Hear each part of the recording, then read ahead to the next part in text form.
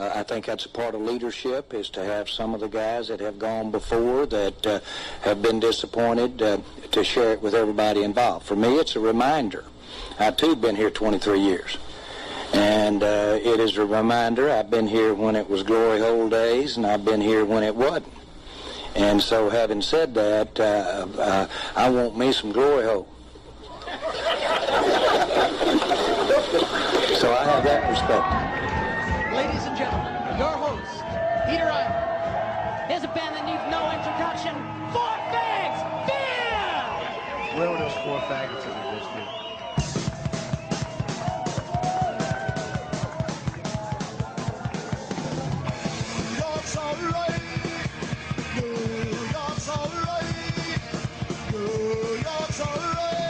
If you like saxophones.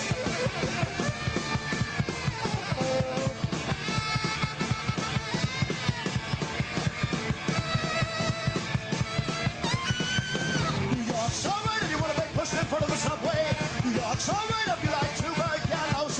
New York's alright if you like art and jazz. New York's alright if you're a homosexual. New York's alright. New York's alright. New York's alright if you like saxophone.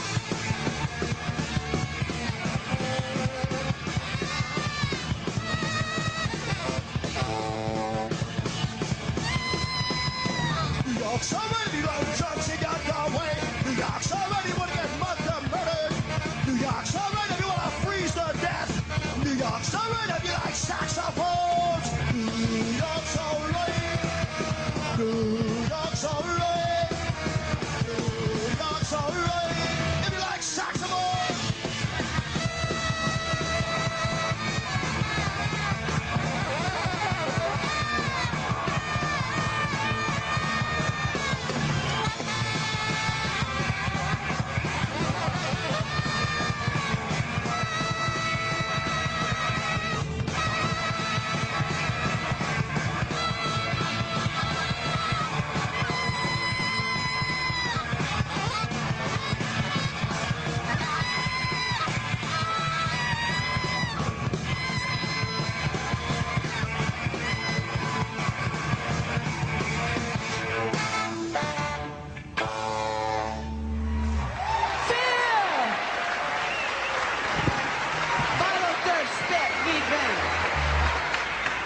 How many years do you give the planet, Lee? 6 months and a day.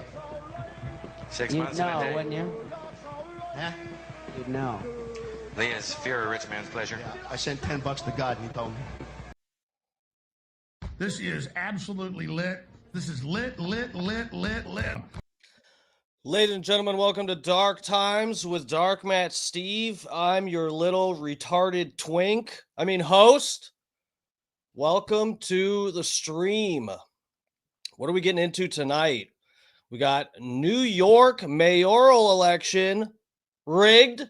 Question mark. That's a question. We don't know yet.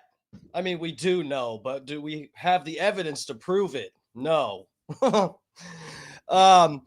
And then will Mamdani ruin New York? Question mark. That is also a question, even though we already know what's going to happen with that too. That's a yes. Okay? Stream's over. And call it early tonight, guys. All right, I'll see you guys tomorrow. No, I'm kidding. Hold on. Don't go anywhere. Let me get to the chat. Where are we at tonight? YouTube. Rumble. We're going to be rumbling tonight because there's election stuff that we're talking about. They might like that over there. They're on ivermectin over there. They like election fraud stuff.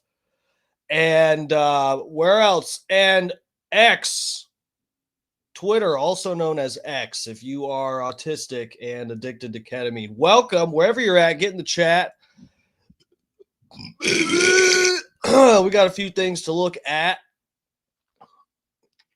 So yeah, we might check out some different debate footage and stuff because I neglected to play any of this shit when this guy was sort of trending for shitting on Cuomo publicly and shoving Cuomo's face in it like it's his poop, like he's a bad dog that pooped on the rug. And Mamdani's been just shoving Cuomo's face in those hot, stinking turds live in front of everybody. It's been pretty crazy, but I haven't really played a lot of it. So we might take a peek at some of that shit. I'm not going to be on super late tonight, but yeah. And then also Elon Musk has been sharing, and other people too, but Elon's probably one of the highest profile people that are showing this. People are sharing on Twitter pictures of the ballot from New York.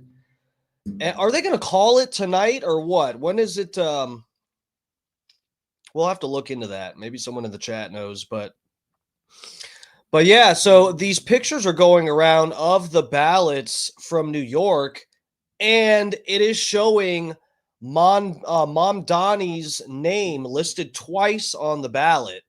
And who's the other? There's another person that's listed twice on the ballot, but it's weird. So we'll take a look at that and see what's up with that. If that is number one, I think these pictures are legitimate.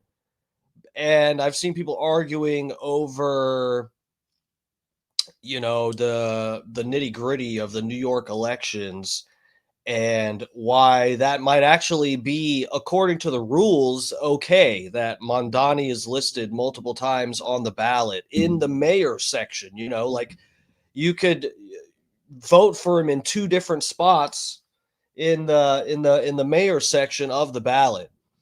So anyway, we're gonna take a look at all this shit, see what Elon Musk has to say about it and whatnot, and hopefully you guys will get your nut. All right, let me get to the chat. Hold on. Oh shit. The chat's lit. Johnny Z's in here, Scott Starbird, Matty P. What's up, guys? Welcome. Matty P, thanks for joining us. Bart Hutchison. I'm a DMS virgin, you lucky dog. I was trying to think of something.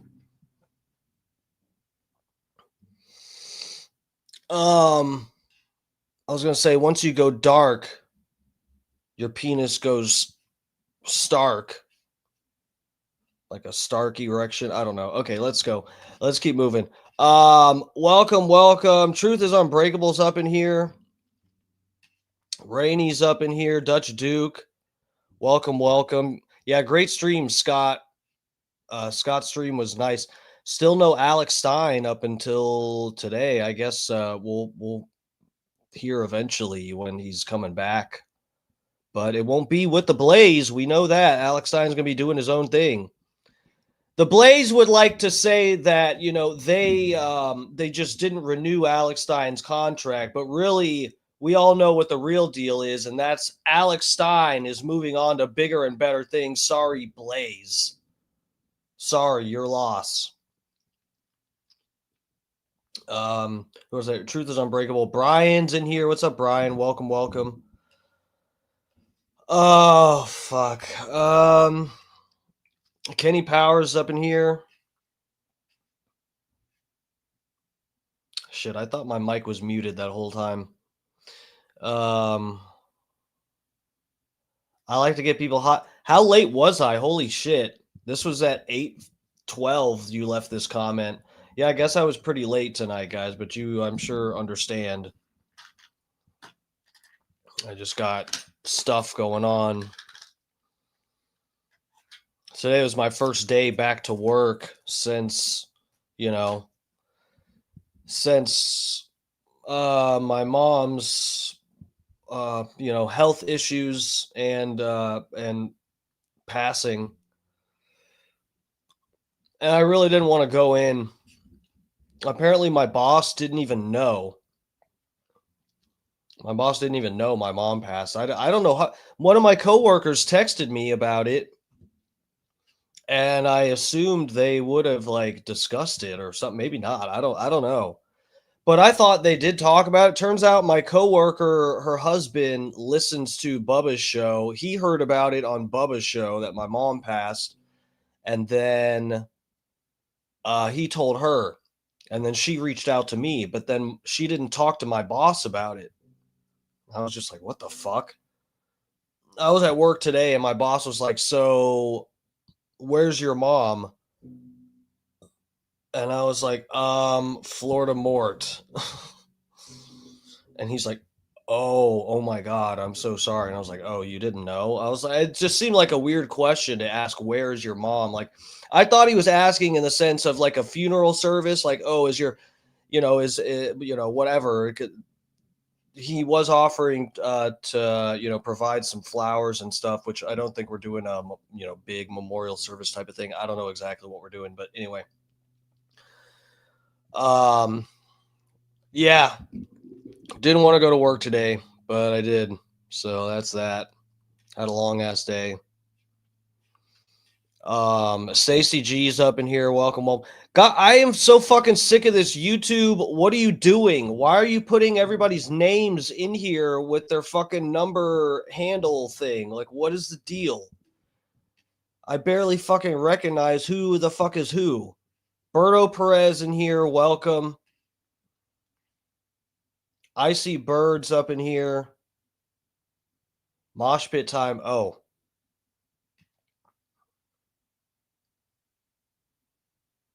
Cool hat, DMS. Do you like this one? This is a Bubba Army hat, but you can't see it. The logo is like way. Oh, you can see it there. It way blends in with the dark grays and the black. New York is all right if you like saxophones. Otherwise, it sucks. How's that for an intro song? I probably won't even get hit with a copyright for that. I got hit with one last night. I don't know if it was for that or because I played the intro song from last night, Somewhere Over the Rainbow. I don't know if I got hit on that or because I played a clip from Interstellar, which I still highly recommend everybody go watch Interstellar if you're not familiar with it. But yeah, I didn't get a strike. I just got a copyright claim, I'm okay with copyright claims. You can fucking take all the money. I don't give a shit. I don't even have ads yet. So, go fuck yourselves.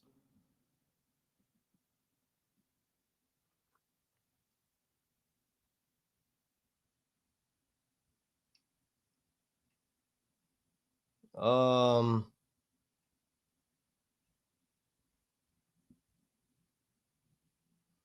am I monetized? No. That Matty P, I appreciate that. Twink retards rule. You know what? Not all of them, but the few of the twink retards that are tolerable, they're actually pretty damn cool. There's some of us. Yeah, no, I'm not monetized yet,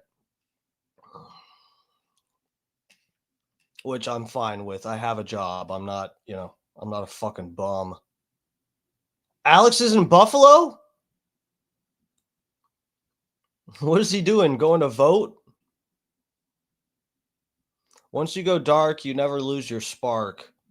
I do like that more than the retarded shit that I said. Okay, so let's get started here. I think I said kind of hello to everybody.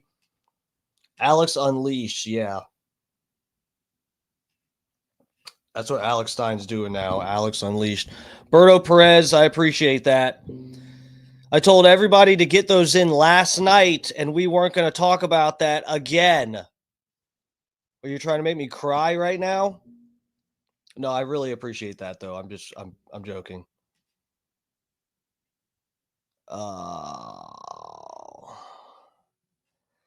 Yeah. Rainy, did I say hey to you? I think I did already. Bob Cook's in here. What's up, guys? Welcome. Thanks for joining.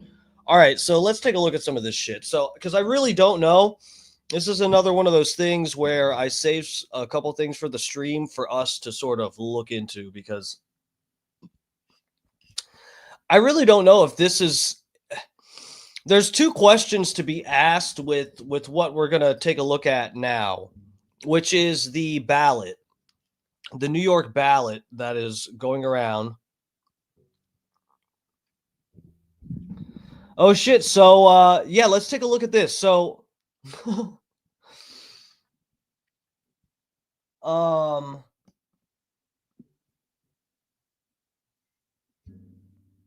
I thought this was okay, this isn't New York. I'm an idiot.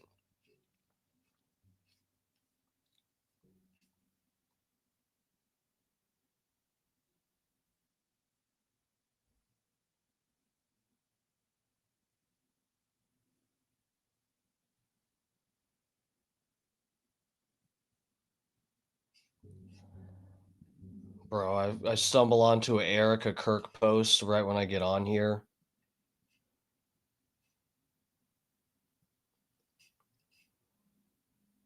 People are saying she's using some kind of fake tears in this part. She's like applying fake tears.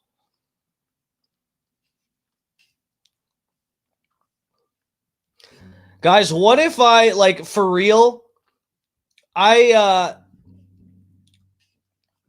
thought about this. What if I sat here right now tonight and just kept dabbing tissues to my eyes, but you didn't see any tears? Would you guys, like, would you not think that that's a little weird? Would you guys, like, you know, would there be concern at all? I don't know. I just, like, it's going through real grief on my own. It's even more solidified my fucking weird feelings about Erica Kirk. I'm sorry, but there's not one moment of her crying where she looks anywhere near as hurt as I was crying about my fucking mom or anything. I've never seen a video of Erica Kirk legitimately, like, objectively ugly face crying to where you can't even deny, like, holy fuck, she's, like, torn up. I just, like, you just never see it. It's so weird.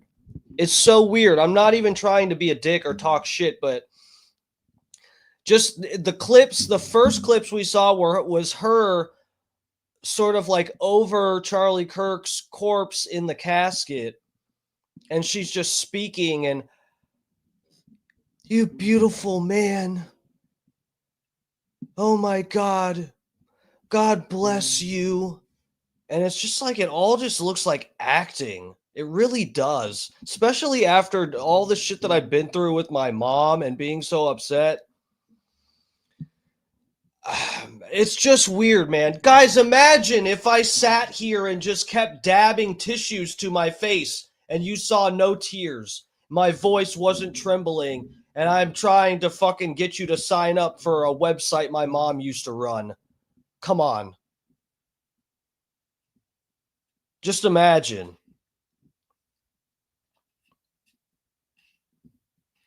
All right, let me drop this for a second because I don't remember everything else that I it's disconcerting, DMS. Maddie P, you guys think so too? Yeah, I don't know. I don't know. I hate that I am judging someone else's what may be someone else's grief. I hate that, but I'm sorry. It just looks how it looks. Yo, guys, I was Sniz in the Chiz. What's up, Sniz Slizair? Welcome. You or it says, yo, guys, I was watching a live stream from New York City with a guy asking if they voted for Mamdani. They're just asking, like, random people. Is he at a polling location? All right, so let me pull up this tweet showing the ballot because I want to at least get to this, and then we can go around all over the place. Oh, we got that Sneeko clip too. What is this? Oh, okay. There, tweets I saved are deleted. That's cool. That's gonna help the stream tonight.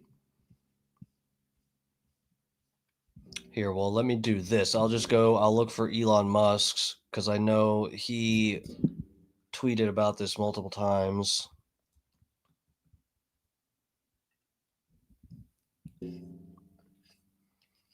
Okay. Here, I can bring you guys now. I don't think he's going to have anything too weird on his account. What the fuck is this? Cyber Bear? Jesus Christ, that guy really does have autism, doesn't he? Okay.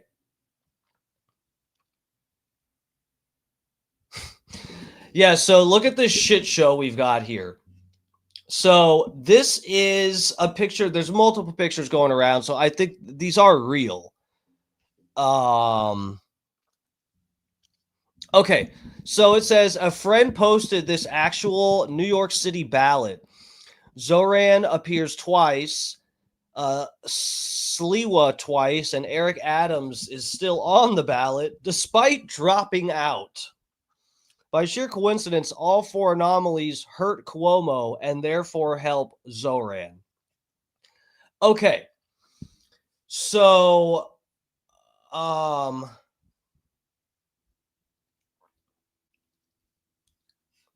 why is this?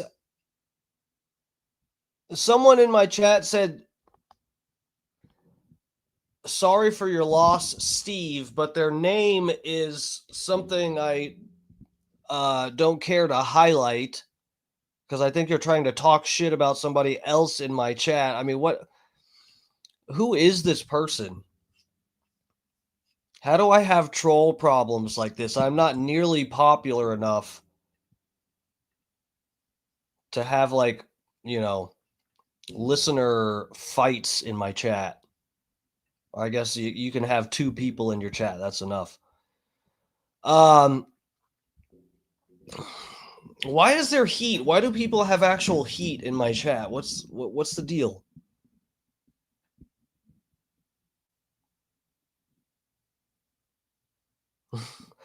Let's be honest. A communist mayor of New York is great for clicks, yeah. It is. I'm actually surprised. I have like 80 some people watching right now, and I'm just covering some stupid bullshit about New York. I thought to myself, I was like, I'm going to cover this, and I probably won't get too many clicks because who the fuck cares about New York City? Turns out a lot of people do. Eric is a troll. No. No, he's not.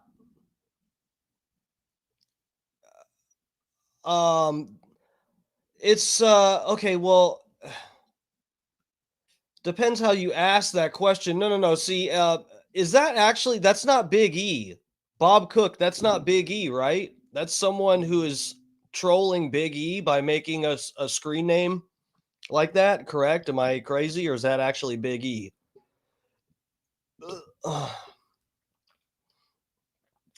Bro, Kenny, that's kind of how I feel.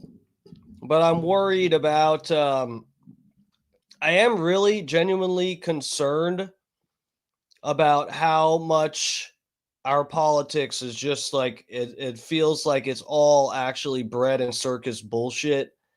And yeah, Trump is funny, and wow, it's really funny to watch this Muslim guy dunk on Cuomo, and we're gonna laugh ourselves into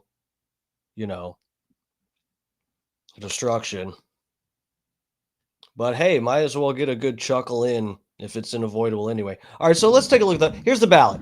So we've got the first person listed. As this person said, we got multiple people listed twice. There's all these issues with the ballot. And there's multiple questions to ask here. Of course, we can look at this like, is it legal? Are they playing by the rules here technically? And then we can also ask the same question. Okay, if they're playing by the rules, that's one thing, but is it still rigged in a sense, right? Because you can have rules that are that need to be changed. And it certainly seems like they are probably playing by the rules here, but it definitely feels like it's fucking rigged or something. So this person's ballot they took a picture of actually showing that they voted for Andrew Cuomo. Okay. Really, I feel like there's the ballot is not a lose-lose, but a lose-lose-lose-lose-lose-lose-lose-lose for the mayoral candidates. But anyway, so we've got the first person is Zohran Mamdani. Then we got Curtis A. Sliwa, Irene Estrada, then Zohran listed again, then Sliwa listed again, then Eric Adams, who supposedly dropped out, then Jim Walden, then Andrew Cuomo, then Joseph Hernandez, who, Anyway,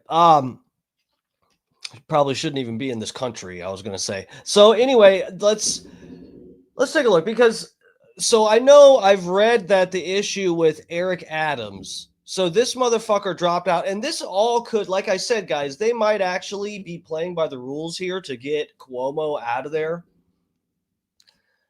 This Eric Adams, this person technically has not dropped out. This is the thing, that there's apparently a deadline for, actually, well, of course there is, but you know, he didn't, there's a deadline for officially dropping out of the mayoral race.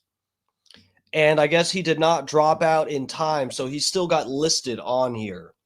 Now, the deal with Zohran and Sliwa still being on here, I guess the issue with this is that New York, and I don't know what other states allow for this, but New York allows for candidates to be listed more than once on one section of the ballot if they are running under different parties.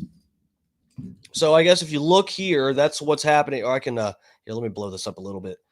If you look here, that's what's happening on this ballot. The two people listed more than once are listed running affiliated with different parties. Each time it's listed, it's a different party. So Mamdani is listed Democrat, and then also what's his other? It's blurry. I can't even read it. But Sliwa is listed as Republican, and then listed under another party here as well. So that seems to be what's going on with that. However, as this person pointed out, this is, you know, I think this is fair to point out and to notice and, you know, alert people of that this may be a bit of a setup, because as he said, all of these anomalies, which aren't, they're probably perfectly fine, not really, but, you know, all of these issues that people are noticing on the ballot are things that may be by the rules, but they seem to hurt Andrew Cuomo. So these other people listed more than once. Andrew Cuomo is at the bottom too as well. Oh yeah, and then there's going to be some retards that vote for Eric Adams, even though he dropped out. So yeah, probably all of those issues. Okay, we got a fact check here. Let's read what this says. New York elections allow for electoral fusion where multiple parties may list the same candidate. So that is in 2024, for example, Trump's name appeared twice as he was nominated by both the GOP and the Conservative Party of New York State. Adams dropped after the deadline to change the ballot. So there you have it.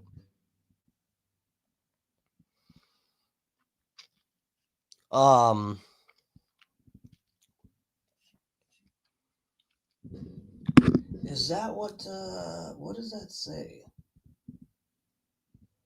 Oh, Irene is under conservative.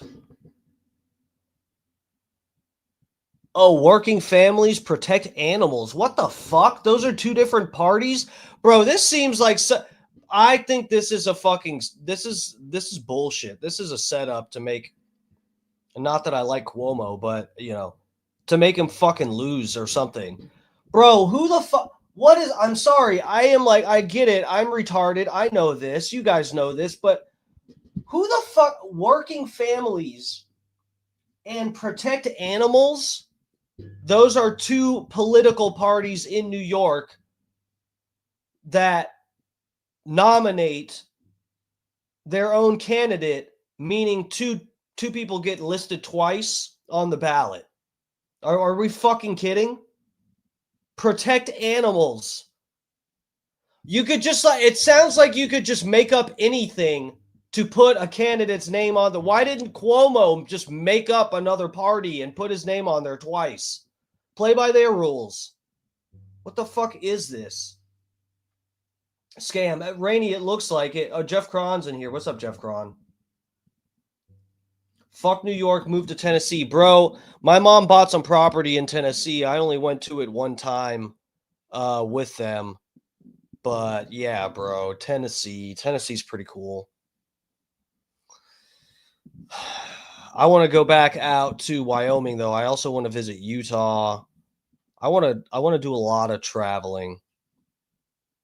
And you know what? It's I don't want it to sound bad or something, but you know, my mom's health was a big concern with me being able to travel. You know, I went for 1 week to Wyoming, and the day before I was headed back, my family's calling me like, "Oh, your mom is not doing well and she needs to go to the hospital, but she won't go until you get back in town." You know, I'm dealing with that kind of shit if I were to leave town before, so I got a little bit more freedom in terms of my concerns when I leave. But yeah, I want to do some more traveling and shit once we get through the holidays and stuff. I'm probably gonna hit the road again.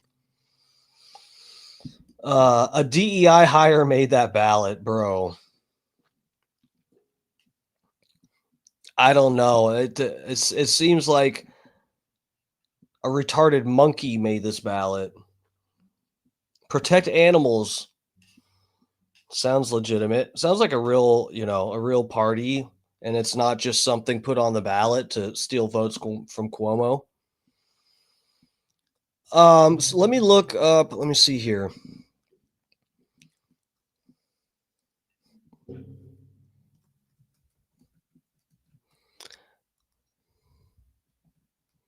I'm looking up New York election coverage.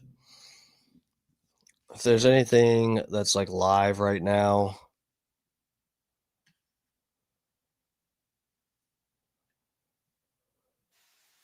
Oh my God, that's a loud ad.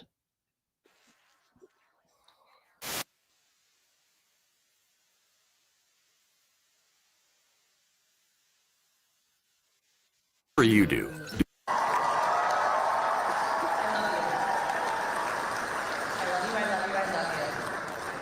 To my friends who have traveled from around the world to be here This is Virginia.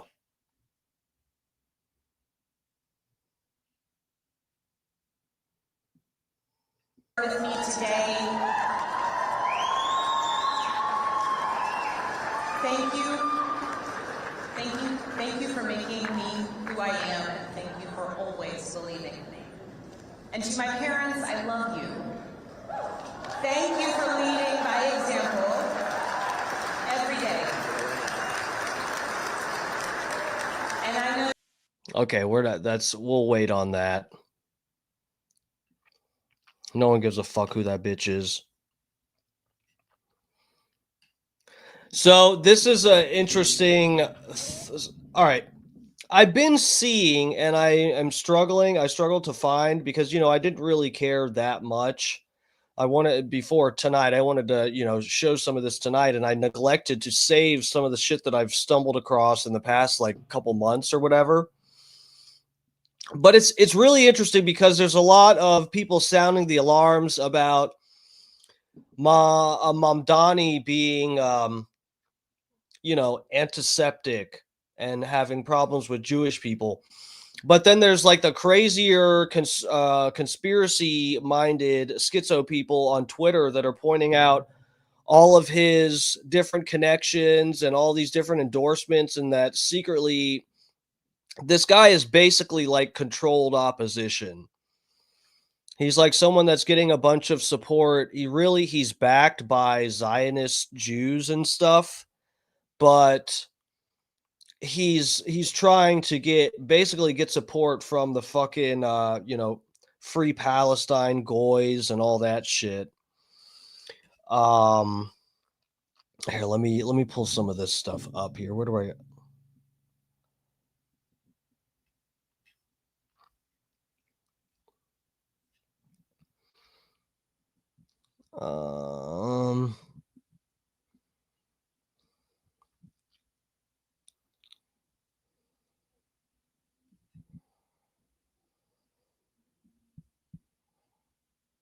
okay, we'll pull this one up first.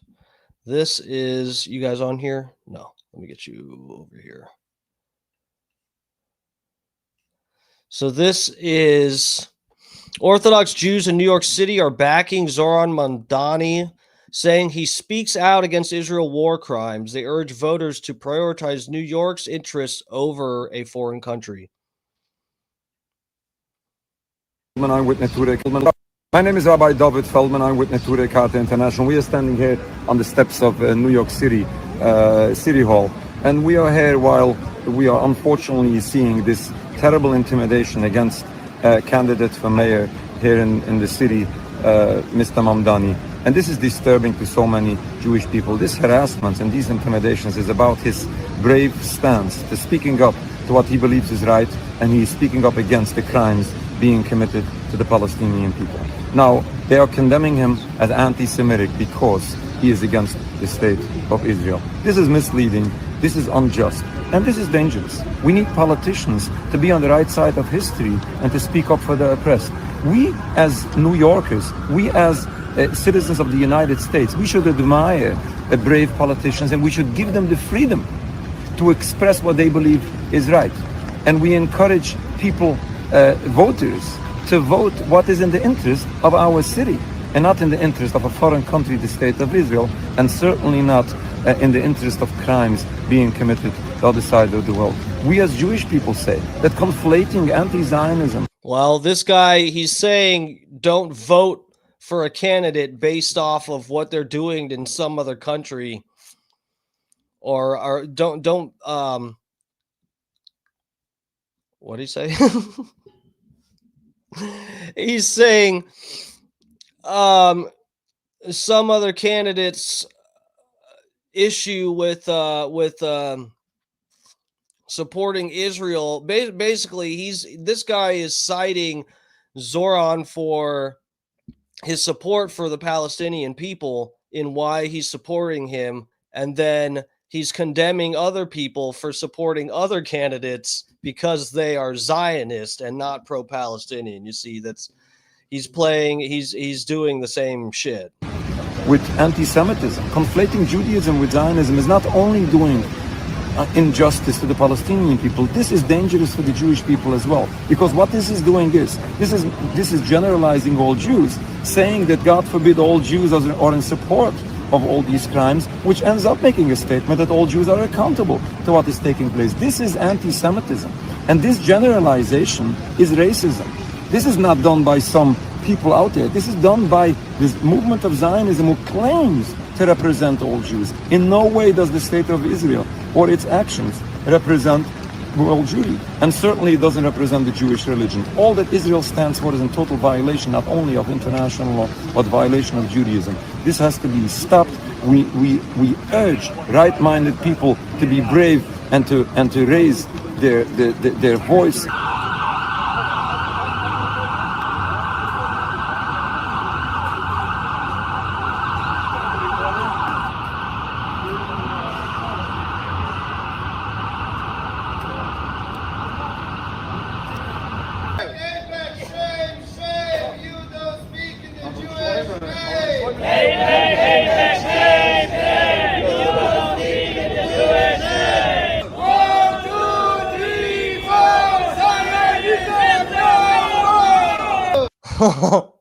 You guys need to work on your chants, bro.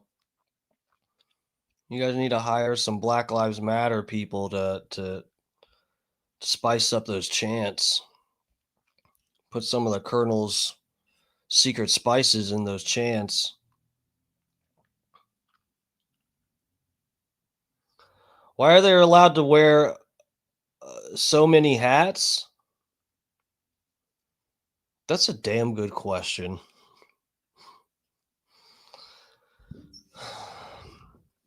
No, for real, pick a fucking hat. That is actually a fair point. Why they've got, have you noticed there's some of, everybody knows the little yarmulke deal, the tiny hats, but then they got different hats. They got like the big furry one. What's the deal with that?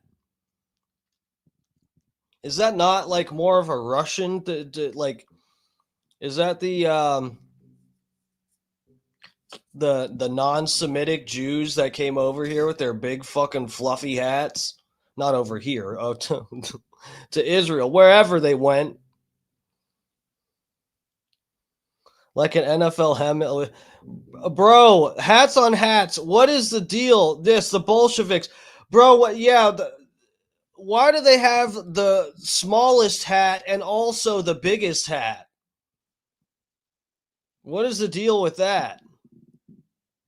You see the Jews, they got the really tiny thimble-sized hat, the little yarmulke, and then they got the big fucking fluffy furry one.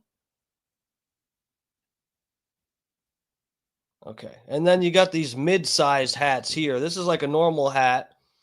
Now, this looks like they've got some kind of kosher, parchment paper on it. This is for the rain. That's what that is. Oh. For a second, I thought there was something magical about this, but I think that's just to stop the water. It has nothing to do with foreskins or baby blood or anything. Okay. Here, let me drop this for a second. Y'all know how it is. Y'all know how we do. Twitter is begging for me to scroll past some fucking dicks or tits or something and get me booted from YouTube. So I have to hide you guys.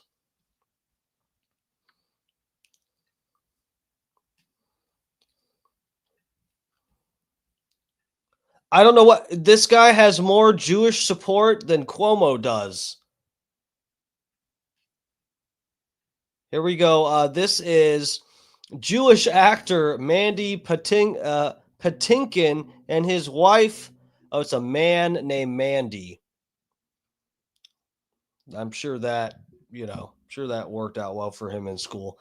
His wife show overwhelming support for Mamdani. Rolling. Okay, we've got until Tuesday. Rolling. You got to love that when someone doesn't have enough sense to edit out the first second and a half of a video to make it not look completely unprofessional. You got to love that. And don't take anything for granted, right? No, I've never. Rolling. What kind of fucking... I'm sorry, but what kind of team does this guy have? This is clearly some fucking... never mind. Anyway. Okay, we've got until Tuesday. And don't take anything rolling for granted, right? No, I've never taken you for granted. I'm not taking this for granted.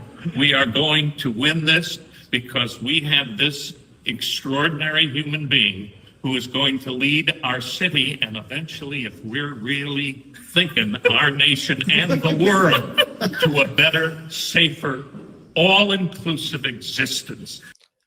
This giggle right here, I know half of what I do on my stream is overanalyzing other people and judging them. And that's, I guess, why you guys clicked on this. So I'm not going to stop tonight.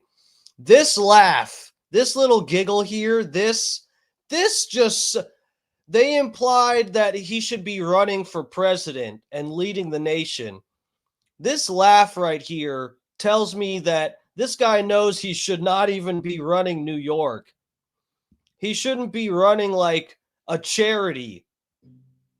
This guy shouldn't be running a fucking marathon. He shouldn't be running anything. And that's what I love about this guy. So please head on over. It's so funny to imagine me running the country. I mean, just think of what I'm going to do to New York. Lead our city and eventually, if we're really thinking, our nation and the world to a better, safer, all-inclusive This guy brought out the Tucker Carlson laugh on us. Existence.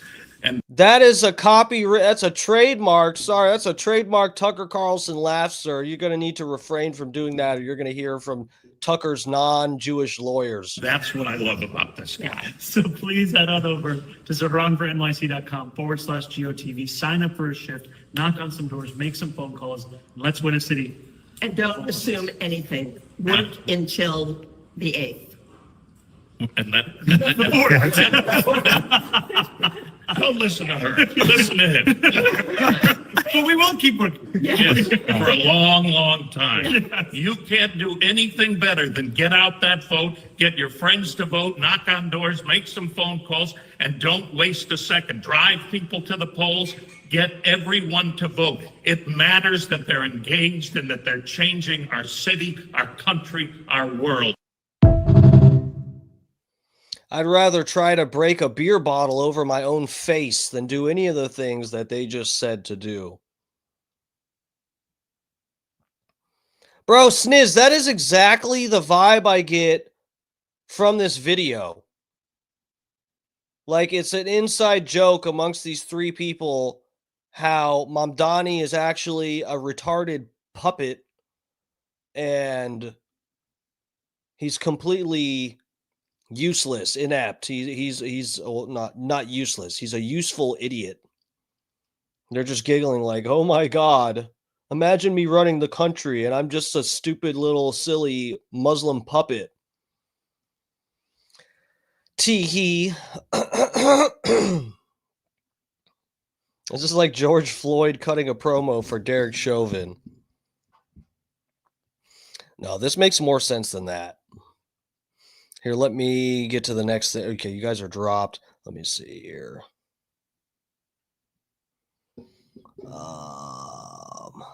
See, these are old.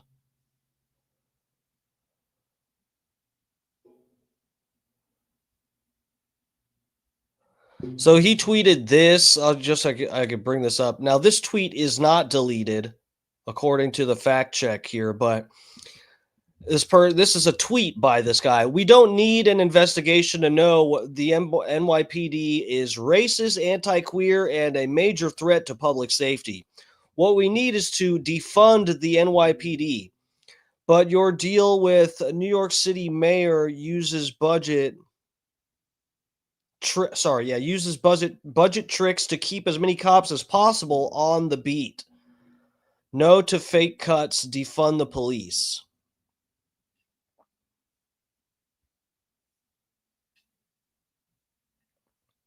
I'm sure that's going to work out really well. You know, I remember Bubba covered some of this morning about he wants to defund the police. What else did what is one of the other crazy things? He wanted to do like free busing or whatever. You don't have to pay a fare for the bus or the subway or some shit like that. You know, defunding the police. Bubba said this morning, there's no place in America.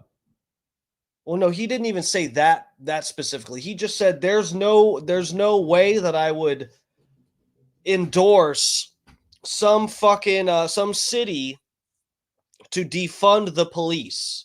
Okay, Bubba pretty much said that he would never endorse that ever. Now, I could actually imagine some city in America that you could maybe defund the police and it would not fuck anything up because it's not, a major city that's got a high crime rate as it is. You can maybe justify defunding the police somewhere, okay? I think we can all agree New York is not the place. And then on top of that, I feel like this is, I don't know if people are really noticing the fucking recipe for disaster that this guy is cooking up here.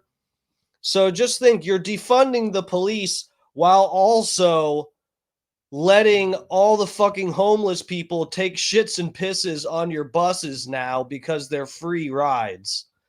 That right there, I think, is an interesting combination. I can't wait to see the videos that come out of New York when people are riding the bus and there's homeless people shooting up heroin and fucking on the bus. I can't wait to see the clips on Twitter.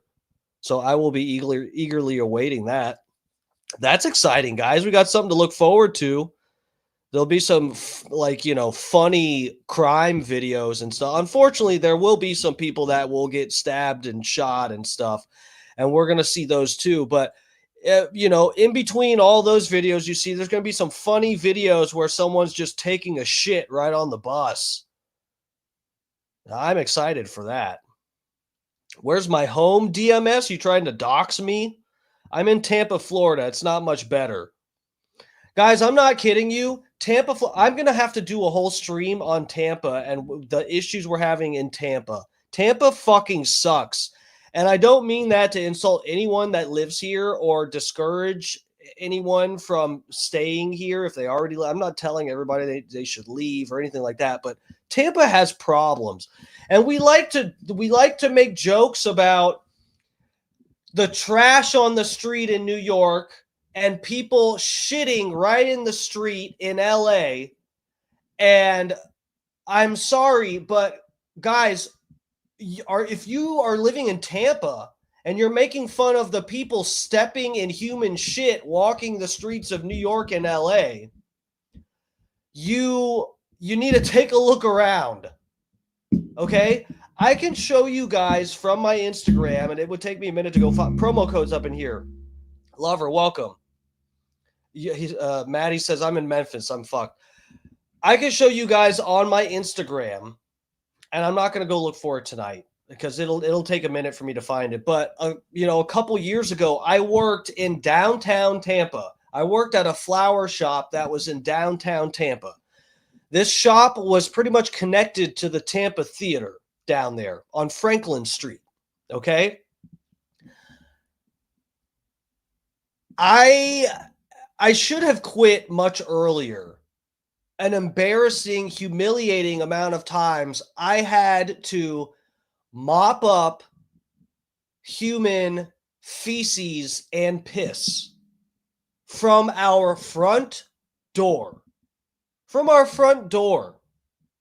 Not like it was like in the back by the dumpster or something. I wish we had a hose and I could have just sprayed it off. No, at our front door where we had, it was a basically like a foyer area that was open to the outside, and it had windows that had a bunch of our, different plants and products and seasonal stuff and whatever, glass front doors, and some homeless people, they get drunk and, fucked up at the bar that's 2 or 3 doors down. They come over to this little foyer area because it's kind of, a little bit off. It's like 10 feet away from the sidewalk, into the building, but it's outside still. And they go in there and do drugs and take shits and piss right in front of the store. And I know I'm not the only place that the Tampa Theater dealt with this quite a few times. They would, there was a couple days I had to clean up shit from in front of the Tampa Theater. Just being nice, because they were technically our landlords. And, bro, they'd come up and they'd have some event, and they'd come open their doors, and there's human shit in front of the entrance of the Tampa Theater or in front of our place. Human shit. That is what that happens in Tampa. I can't even imagine. Guys, there's like, for every one viral video you see of someone taking a shit like out in the open in LA or New York or something, there's got to be like 50 other people around the city mopping up shit and piss from their front door like I did in Tampa, downtown Tampa. There has to be. So anyways, I'm excited to see more of that on Twitter. I'm predicting more human feces on the streets of New York. That's bold, I know it, but I'm going to put my money down on that. I'm betting on that. Hold on a second. I got more shit saved. Here, look, hold on.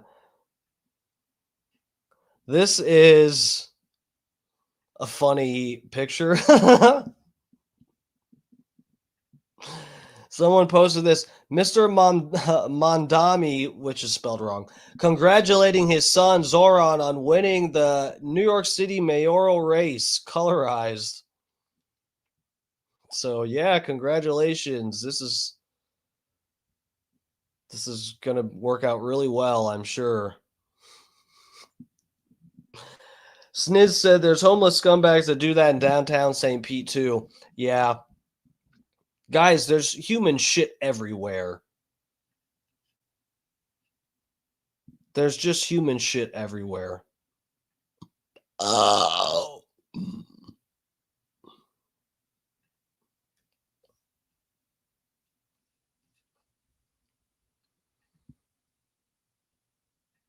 Now, is this a real video? Let's take a look at this because this is supposedly Zohran Mamdani doing some crazy video. I've never seen this before.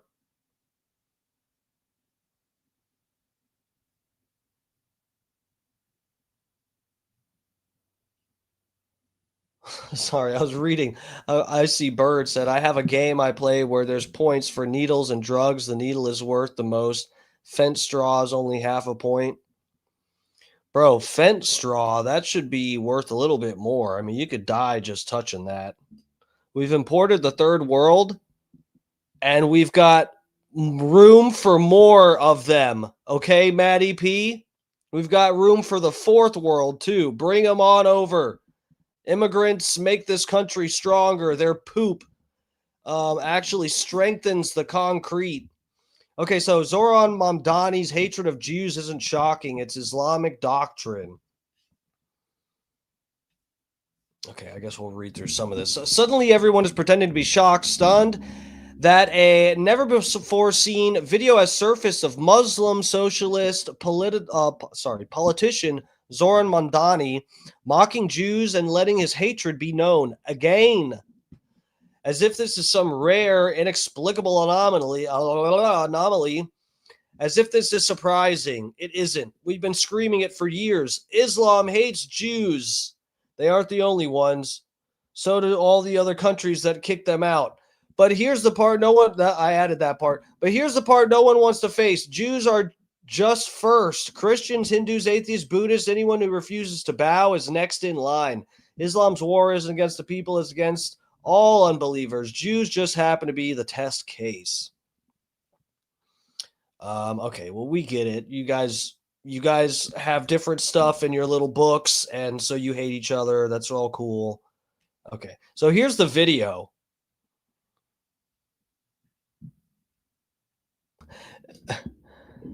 I guess the song is titled Hey Hanukkah. And the group performing it is Gita Brothers Duet Group.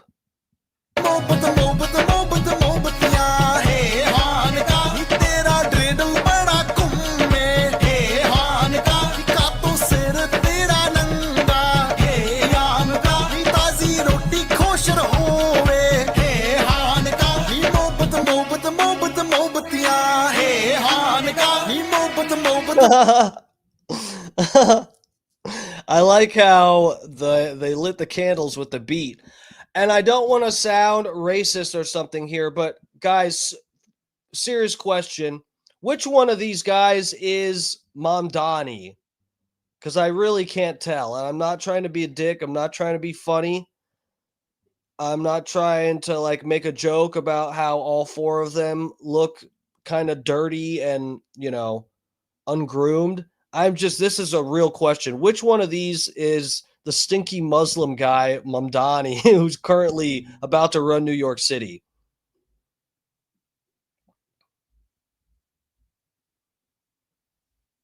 Oh, Sergio's in here. What's up, Sergio? Welcome. Instead of hearing traffic and construction first thing in the morning are Muslim prayers. Yeah.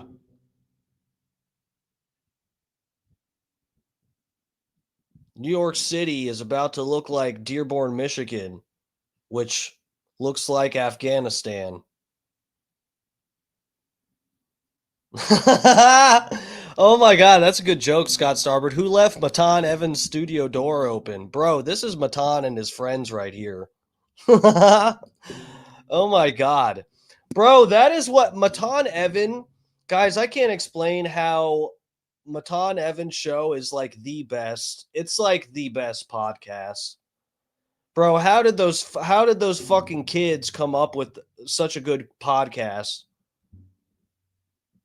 I probably said this before. Matan Evans' show is like It's hosted by Matan. Then he's got like 3 or 4 of his little fucking friends, and everyone remembers these kids from like math class when they wouldn't stop fucking around and like throwing paper balls and stuff. That is what Matan and his whole crew is like, the kids that did not listen in school and they got their own podcast. And what do they do for a set? They just hang up fucking sheets. And it sort of looks like some terrorist type of shit. And then he'll have a co-host named Mike, and that's not his name, but that's what he says her name, and he'll say it's terrorist Mike, and it'll just be some guy with a goddamn shirt wrapped around his head to look like a terrorist. It is honestly fucked up how well it works.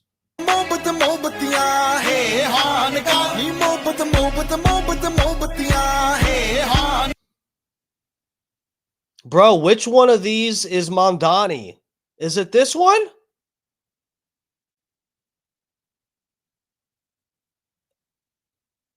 Or is it this one? Now I really don't know. Is this actually him? And did I get had? Have I been tricked here?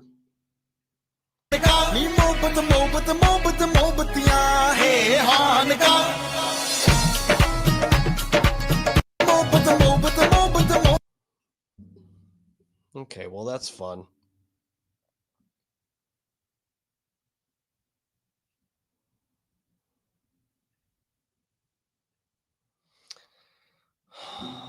New York is looking promising.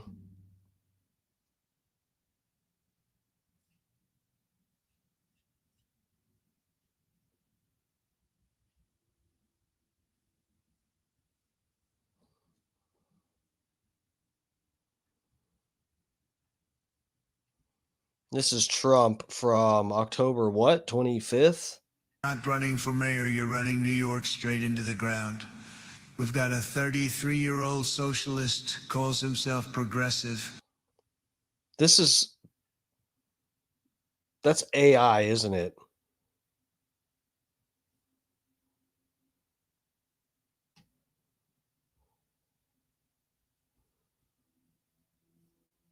What the fuck is this video? 33-year-old socialist calls himself progressive, pushing rent freezes, $30 minimum wage, and state-run grocery stores. Sounds great until the city's broke and businesses flee faster than a Biden press conference. This is fake.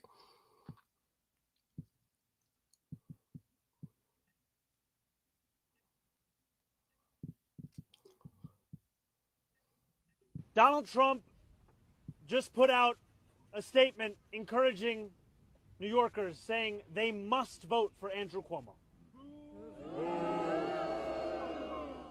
We know and have known for months that Donald Trump would favor Andrew Cuomo as the mayor.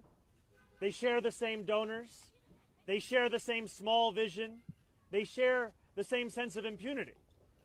And yet in these final days, what was rumored, what was feared has become naked and unabashed.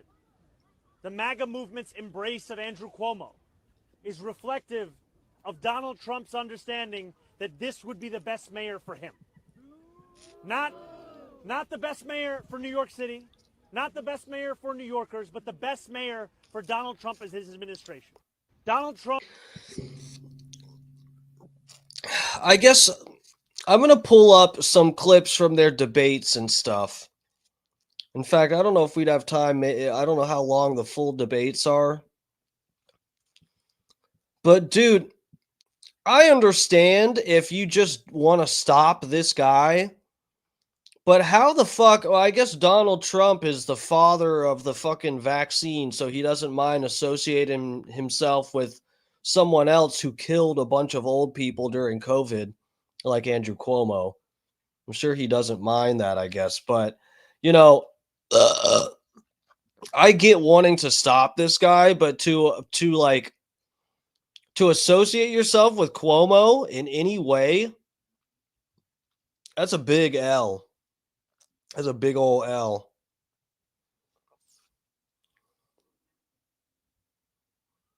Hold on. Here's a clip of Cuomo discussing this. The president does not support me. The president opposes Zohran Mamdani. The president believes Zohran Mamdani is a communist. He believes he's an existential threat. I believe he's a socialist and an existential threat, and not a dress-up socialist, right? Their school of socialism, this Democratic Socialists of America, government controls the means of production. No private ownership of real estate. Abolish jails. Decriminalize prostitution. This is frightening stuff. Woo! The president does not support me. The president opposes Zohran Mamdani. The president believes Zohran Mamdani is a communist. He believes he's an existential threat. I believe he's a socialist and an existential threat, and not a dress-up socialist, right? Their school of socialism, this Democratic Socialists of America, government controls the means of production. So it's the fucking crazy Muslim communist guy versus the fucking old lady killing, you know, what's the sexual harasser? What did he do? Cuomo did some naughty stuff. Either you guys get what I'm saying. You know, you know, we're fucked. Guys, this is what I was saying with the Trump Biden election, where RFK Jr. was on the ballot as well. I mean, I'm sorry. He groped ass. Yeah, I knew he did something. He did something like that. He groped. He did something to somebody, got in some trouble. Man, guys, what? I mean, at this point, it's I don't know who believes in, you know, like I want to have faith in the democratic system, a democracy, but I mean, guys, I'm just like, is the writing not on the wall that we're cooked when our presidential election, we've got the last one, it was two different people that were friends with Jeffrey Epstein and Ghislaine Maxwell, and a guy who was publicly sniffing and groping children during photo shoots. Not even like they happened to catch it on film. During photo shoots, Biden is sniffing and grabbing little girls and making them uncomfortable. That was one option on the ballot. And then two of the other ones used to be friends with Epstein and Ghislaine Maxwell and admitted to flying on the plane. At least RFK Jr. flew on the plane. His wife was good friends with Ghislaine Maxwell. I'm sorry, but, and this is, I feel, reflected here with the New York mayoral race. You have to pick between a crazy fucking communist Muslim guy who is questionable at best and Andrew Cuomo, who fucking killed a bunch of old people, and the ones that survived, he groped. Okay? That's what we're dealing with. You got that on the New York ballot. We're so fucking cooked. This is just such a joke. Let me drop that here. Well, here's Trump. This is just a short clip, but this is him saying that Mamdani getting elected will actually help the GOP midterms. Hold on. Communists. Can I be honest? I think we go a step further. Now we're going with the communists. Can I be honest? I think it's the greatest thing to ever happen to the Republican Party. I really do. I think if a communist takes over New York City, I think that's a gift to the Republican Party. It's sad for New York, but it's a gift. And New York will go a step further. Now we're going with the communists. Can I be honest? I think communist is a gift. A little bouncing baby communist is a gift to the world. That's what the GOP needs to win elections, because you lied about Epstein. That's what the problem is. You lied about the Epstein lists. So now, if you want more Republican, more MAGA people to get elected, you have to prop up communists as your opposition. That's what we're dealing with here. Got to win these elections somehow. And if your base turns on you because you did a bait and switch pretending you were going to be transparent about a child trafficking ring, so when your base turns on you because you turned on them, the only way to win elections is to prop up crazy communist freaks as your opposition. That's where we're at, guys.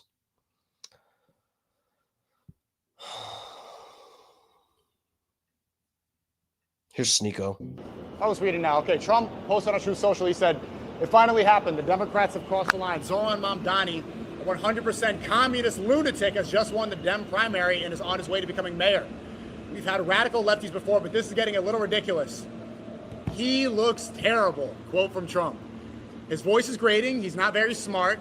He got AOC +3 dummies all backing him, and even our greatest Palestinian senator, crying Chuck Schumer, is groveling over him. Yes, this is a big moment in the history of our country. Is Chuck Schumer a Palestinian? He's definitely not. Why is he using Palestinian as an insult in there? Look, he's mad because Trump's mad because Zohran is not a Zionist shill like him.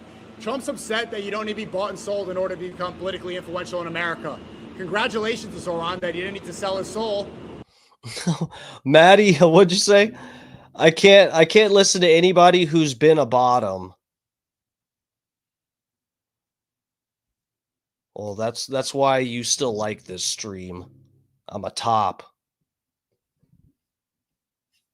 I'm very twinkish, but I'm a top. It's crazy. It's weird. I know. But guys, you have to remember too, I'm playing a gay character. I'm not actually gay. This is a character I'm playing, Dark Match Steve. I'm hoping it'll help me with the algorithms if I keep saying that I'm gay. I'm gay. I'm gay. I'm gay. And then YouTube, I think, puts me in a better algorithm. I get in front of, more people. They promote it because YouTube wants all of you guys to be gay too.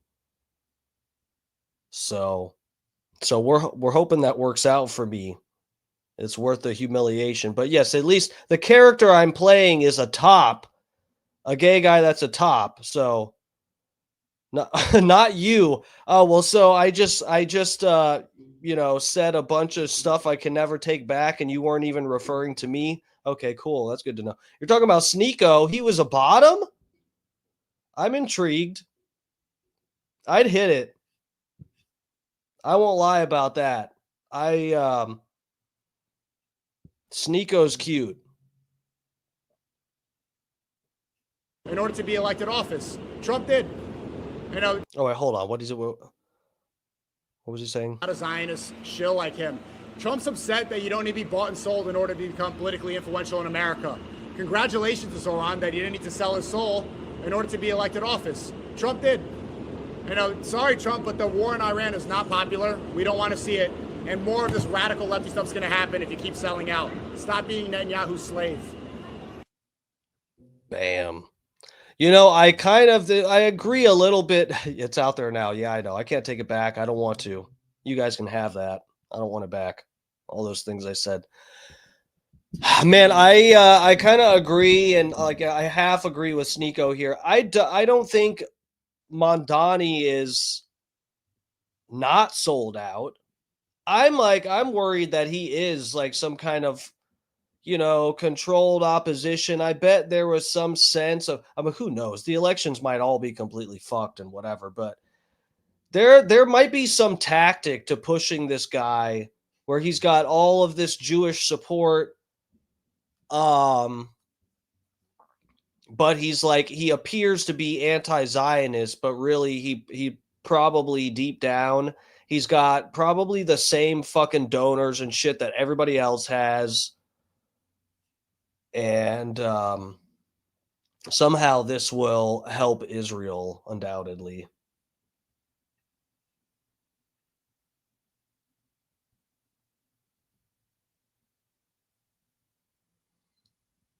Who's Twitch sponsoring this election?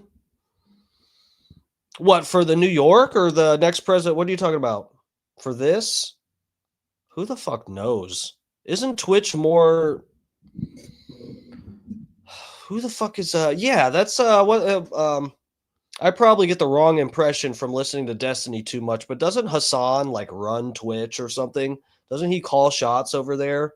I'm sure Twitch is a lot more friendly to the pro-Palestine stuff. Mamdani is Obama 2.0. He's all talk. Switching positions works. Yes, in different contexts, switching positions is often helpful. But I stay on top.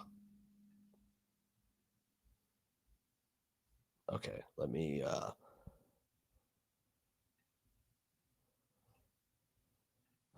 Let's pull up some of the... Oh, that's the wrong spot. Hold on.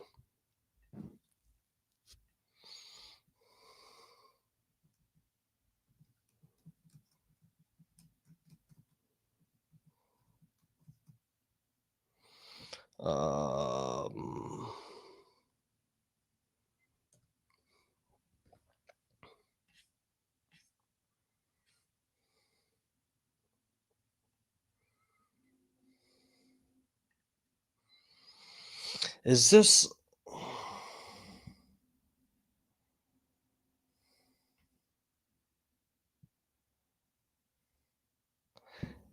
June 12th. Holy shit. Okay, October 16th.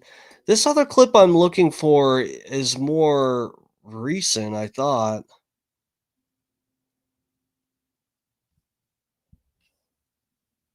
Let me see.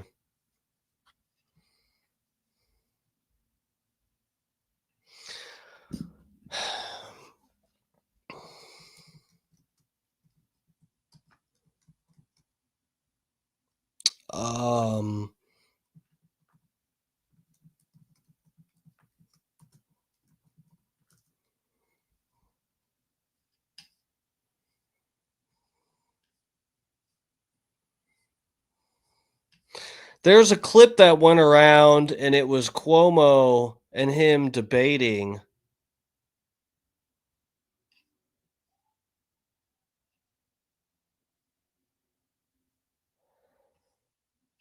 I think this is the one, but so the clip I found, this isn't the full clip.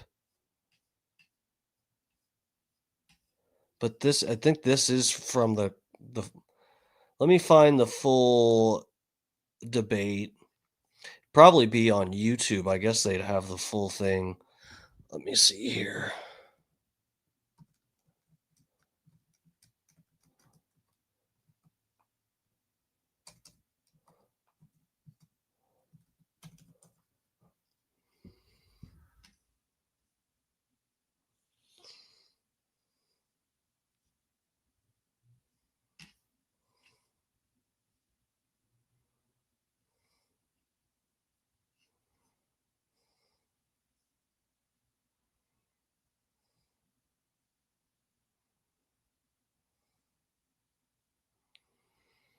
Final debate.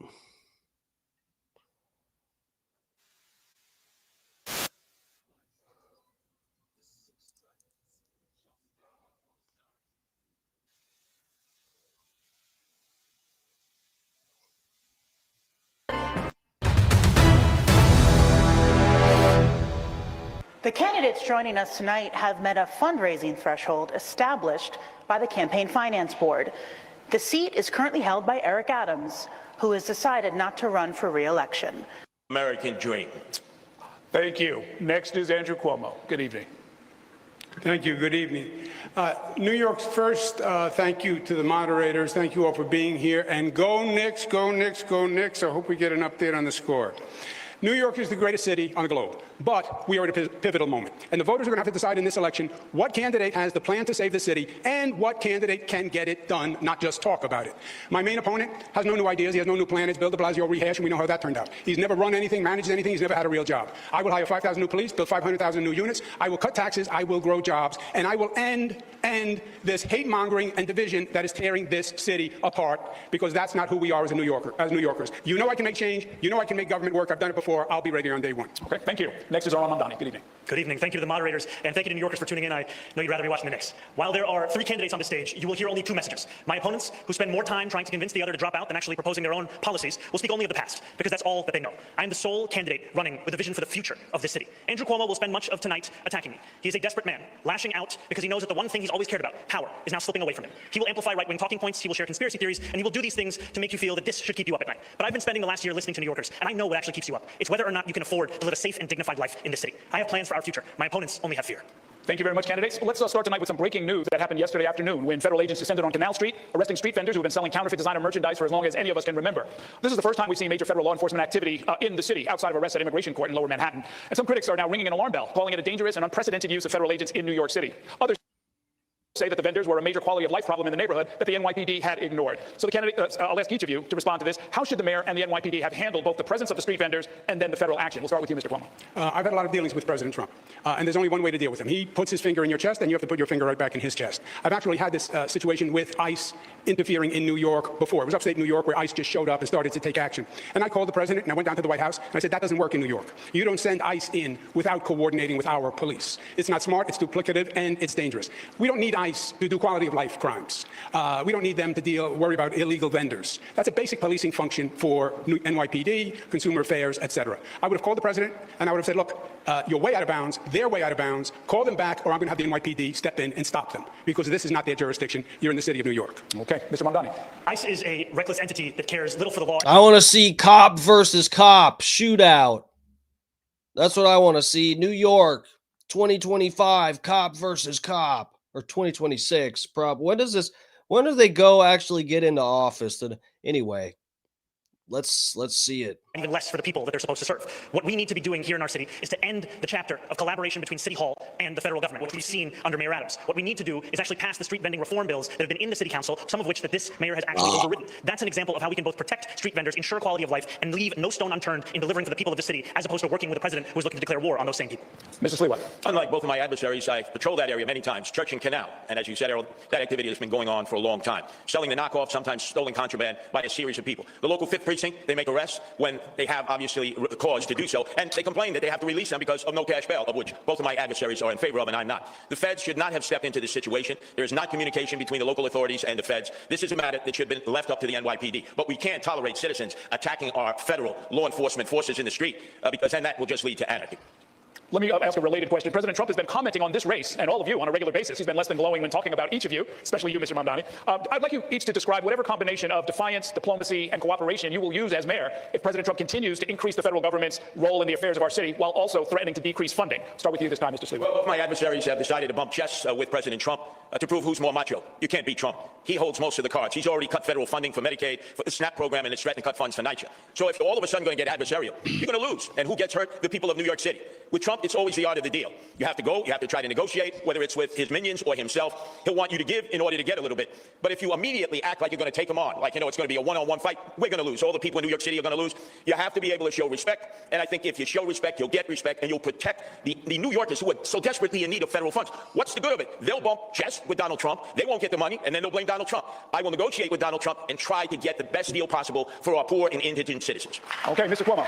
Bro, that guy probably, this is the thing, is I feel like Mamdani, people, if there is actually, which it seems like there probably is organic support behind this Mamdani guy, because it was, I can pull up some of these clips later because it was from other debates, but you guys saw the famous clip. This shit went very viral on Twitter, showing during the early debates. I guess it was a formal debate between the mayoral candidates for this election. They were showing all the candidates for New York and they ask them all, for some reason, they all get asked a question about going to Israel. Why? Why do they have to answer questions about going to Israel? Okay, but they all had to answer this question, some fucking question about going to Israel. And Mamdani, out of all fucking like 8 or some people that they asked this question, he was like the only one that's like, actually, I'll skip the trip to go kiss the wall. And, there's a lot of walls around here in New York that need some kissing. So I think I'll just stay here and do my job. And everyone was like, oh my God, listen to this little anti-Semite. Listen to this little Nazi here. Listen to this. Oh my God. He said he's not going to go kiss the wall and suck a circumcised baby dick. That is atrocious that he won't do that. Yeah, the difference on this question is I've actually lived it, and I've done it with President Trump over many years through the most difficult situation that this country has gone through, COVID plus. You're wrong. You're going to have to confront President Trump. He is hyper-aggressive, and he is going to overstep his bounds. And you are going to have to confront him. And you can beat him. I confronted him, and I have beaten him. He was going to quarantine New York during COVID, and I stopped him. He was going to cut aid to federal programs, and I stopped him. But you also want to be in a place where you can cooperate on good things, because we need... No, this is funny. Cuomo takes a huge L on this shit about the nursing homes and COVID deaths in New York. And it's now it's even funnier considering he's the one that brought up COVID and what the deaths in New York. And he takes that shit on the stage, and Mamdani comes up and rubs Cuomo's face in it and says, "Bad dog, bad. You see what you did? All those old ladies you killed, bad. Look at that poop. Smell it." And he shoves his face in it more. "Look what you did. No more." That's a no. Big no. Federal help if we're going to save our city and rebuild our city. President Trump has to respect you. He sent the National Guard into 20 cities. City he didn't send it into? New York. Because I talked to him and I said, we don't need you here. He has said he'll take over New York if Mamdani wins, and he will, because he has no respect for him. He thinks he's a kid and he's going to knock him on his cookies. So it is a balance. But you're going to have to be adversarial when you need to, but you want to cooperate to get good things done in this city, and you need federal help. Mamdani.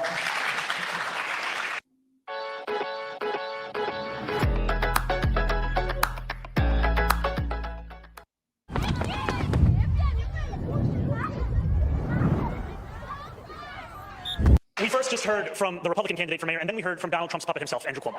You could turn on TV any day of the week, and you will hear Donald Trump share that his pick for mayor is Andrew Cuomo. And he wants Andrew Cuomo to be the mayor, not because it will be good for New Yorkers, but because it will be good for him. Look, Donald Trump ran on 3 promises. He ran on creating the single largest deportation force in American history. He ran on going after his political enemies, and he ran on lowering the cost of living. If he wants to talk... Here's this clip. Let me just play this because I just talked about it. Wait, is this it? Yeah. Hold on. I think this is what I was talking about. Visit by a mayor of New York is always considered significant. Where would you go first, Mr. Cuomo? Given the hostility and the anti-Semitism that has been shown in New York, I would go to Israel. Mr. Tilson, where would you go? Yeah, I'd make my 4th trip to Israel, followed by my 5th trip to Ukraine, 2 of our greatest allies fighting. Holy shit. On the front lines of the global war on terror. That guy said, "I have got some dicks to suck. I'm going to Israel first. Gonna suck some dicks in Israel. Then I'm going straight to Ukraine. Gonna get on my knees and suck that little Zelensky femboy cock." Mr. Mamdani.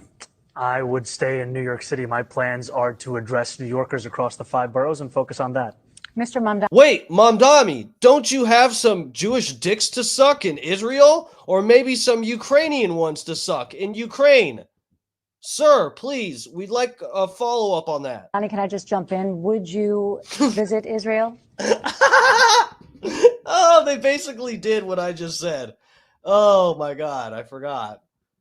No, as mayor? I will be doing, as the mayor, I'll be standing up for Jewish New Yorkers, and I'll be meeting them wherever they are across the 5 boroughs, whether that's in their synagogues and temples or at their homes or at the subway platform, because ultimately... He said, I don't have to go all the way to Israel to suck some Jewish cocks. There's plenty of Jewish cocks in New York for me to suck. I'm gonna stay home here in New York and do my job, which is sucking cocks. Ultimately, we need to focus on delivering on their concerns. And just yes or no, do you believe in a Jewish state of Israel? I believe Israel has the right to exist. Not as a Jewish state? As a state. I love this. Like, this is the crazy thing. I hope everyone's paying attention. Like, all he said, the question that they asked wasn't even about like Israel. It was about where are you going to go? What trips are you going to take after being elected? And everyone else said Israel. And because this guy did not say he's going to Israel, they're like, hold on. We have to check. We have to ask you another qualifier question here just to make sure you're not a terrorist, okay? Do you support Hamas? It's like all because he didn't say he wanted to go to Israel. They're like, let's see if this guy will, I'm assuming that means he wants to have a genocide and kill all the Jews. So let's ask him. Let's see if he'll admit that. Clearly, if you won't go to Israel and kiss the wall, you must be the, second coming of Hitler. With equal rights. He won't Not as say a it Jewish has a state. right to exist as a Jewish state. Be very And clear his on answer was no, he won't visit Israel. I said that. That's what he was trying to say. No. Unlike you, I answer questions very directly. It is crazy how we gotten here. Guys, can you believe this? This is so crazy. This is so crazy. Like, what if this is like, bro, what if it was like somebody said they aren't going to Nigeria and they're like, what, you want to kill all black people? This is like the most retarded shit ever. This is so crazy how we've gotten here. Why are we? This is a debate about leading New York City. And we're arguing about who's going to kiss the wall better, who's going to give the wall better smooches.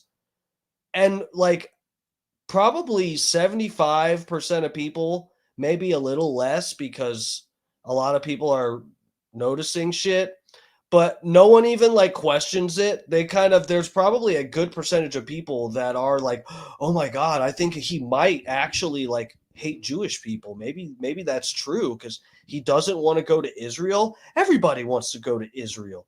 It's a beautiful place. And it's like,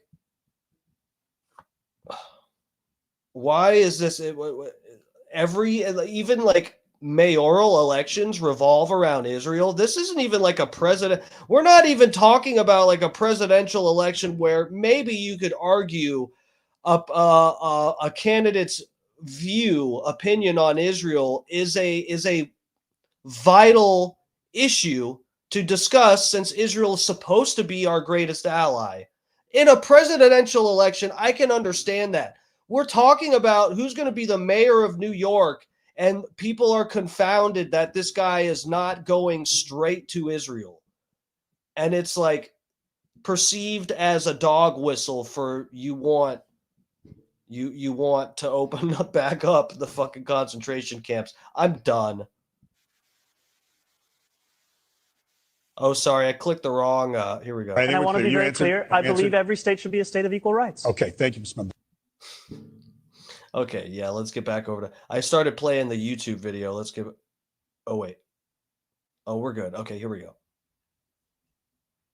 About how to pursue the first and second piece of that agenda at the expense of New Yorkers, I will fight him every single step of the way.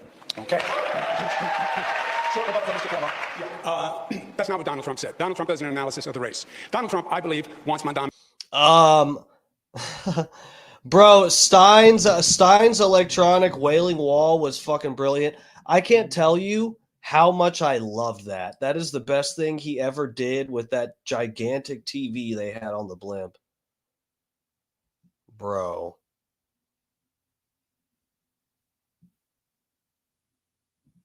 Oh, we were paying attention. Where has DMS been all my life?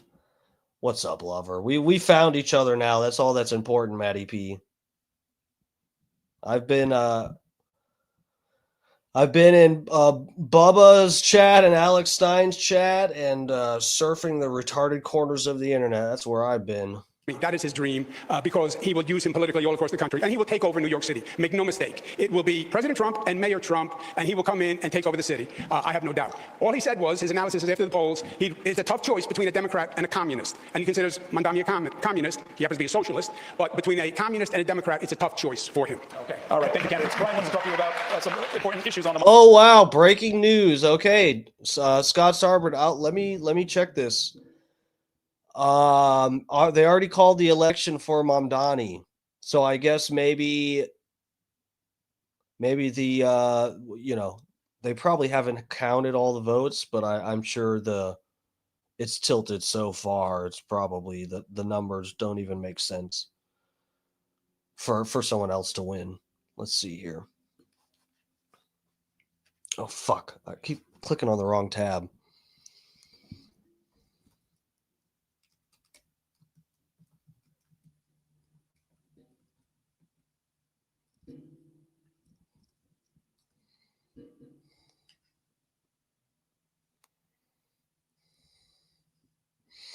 Yeah, I guess they're calling it as of like 10 minutes ago. Wait, do we have a video on this?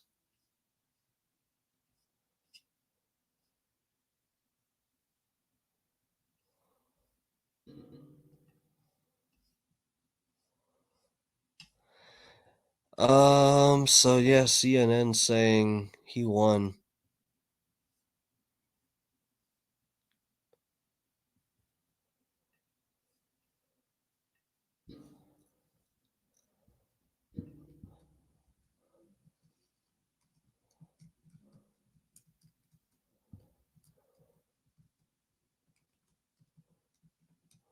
Let me see here.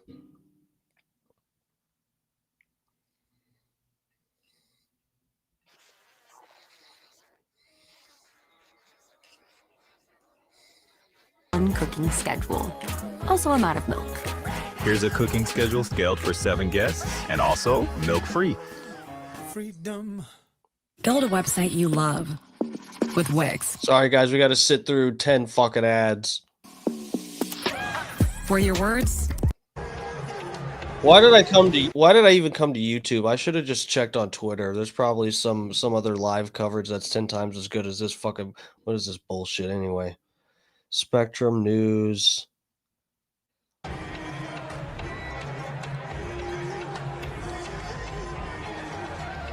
So this is supposed to be Mamdani's headquarters in New York.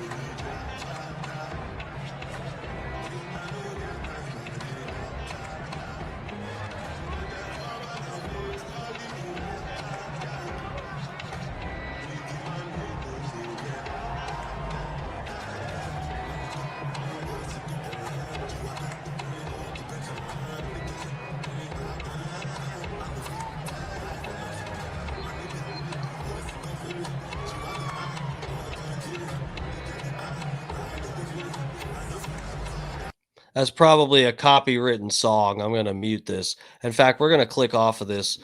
Unless I'll keep this tab up. We'll see if Mamdani comes out and says something to like an acceptance speech type of deal or whatever. So yeah, I'll keep this tab open. Oh, Fat Pig's in here. Lover, welcome, welcome. What's up, Fat Pig? Thanks for joining us. Landslide, yeah, it looks like it. Bro, it kind of seemed like that. I mean, Cuomo was just taking so many L's. Really, there could be some fuckery, as we sort of talked about at the beginning of the stream, because of just the setup of the ballot. Not that the ballot is necessarily like there's any rules being violated the way that it is, but it definitely, I mean, it appears the deck was kind of stacked against Cuomo, including how the ballot was set up, but also organically the way Cuomo was fucking taking L's during all the debates. There's nothing but like bad clips that make Cuomo look like an actual jackass. You know, what the fuck else could we have expected?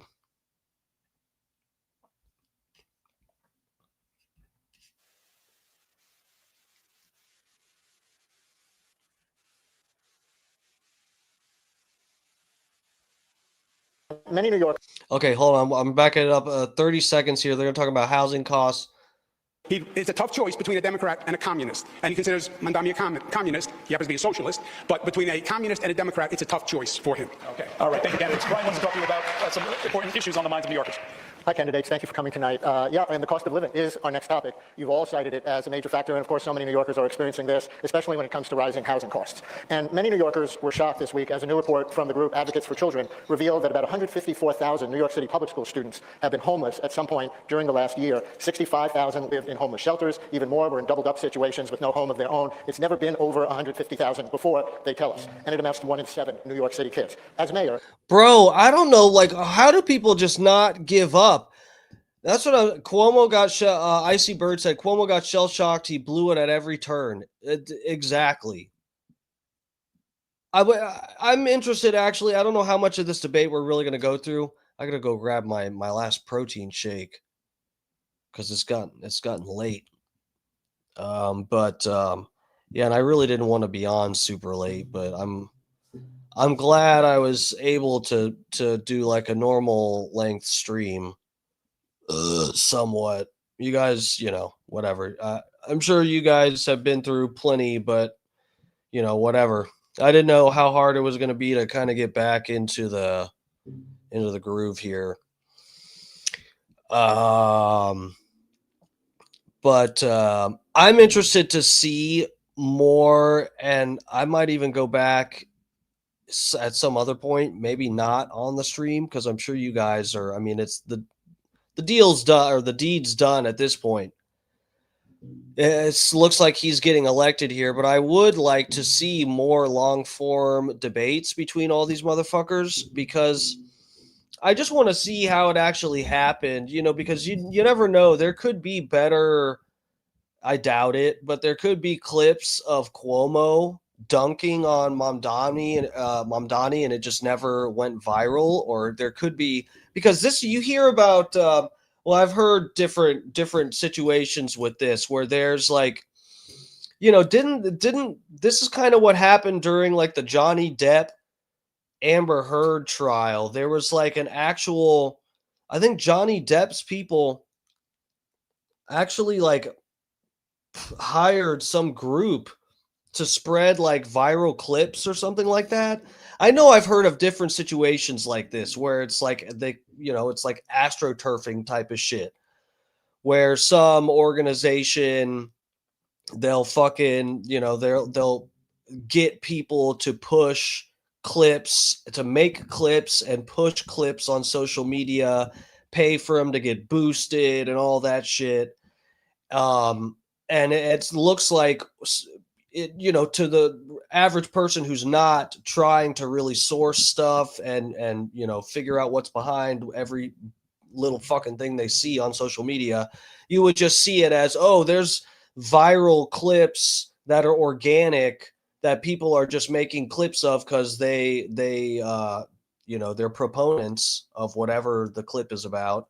But really it's not that. It's like some people making clips to make one person look good. And whatever, the people, who knows, there could be clips of Cuomo dunking on him and there's not a group of people boosting them, but I kind of doubt it. Cuomo is just such a fucking, he looks like the biggest fucking boomer creep loser. So, how would each of you tackle this problem to help this vulnerable population? And in this round, we're going to go Mr. Mamdani, Mr. Cuomo, Mr. Sliwa. So Mr. Mamdani, you go first. This is a stain on our city, to see this many children in our public school system be homeless, and to know that this is the 9th consecutive year that's more than 100,000 of those children. What we need to do is ensure that... Oh, yeah, I'm not blaming just the clips. Maddie P says, better lawyers save Depp's ass. No, that is probably true, and they did, at least it appeared they did their work with really looking into Amber Heard's pictures and stuff like that she edited them, and you could see the metadata or whatever. When you send a picture to somebody, it sends data about the picture, and it tells. I barely know what I'm talking about here, but you guys might have heard about this during the Amber Heard trial. They could actually look at the pictures that she submitted as evidence or whatever, and they could actually see that they were edited in like Adobe something or whatever, and that she added color to make it look like she got like bruised or something like that. But yeah, there was something like that with like I was saying, like an astroturfing type of clip farming type of situation. You mean you guys remember what's his name from I never watched it, Aquaman or something? That guy from Aquaman, the ripped like Hawaiian looking dude or whatever he is.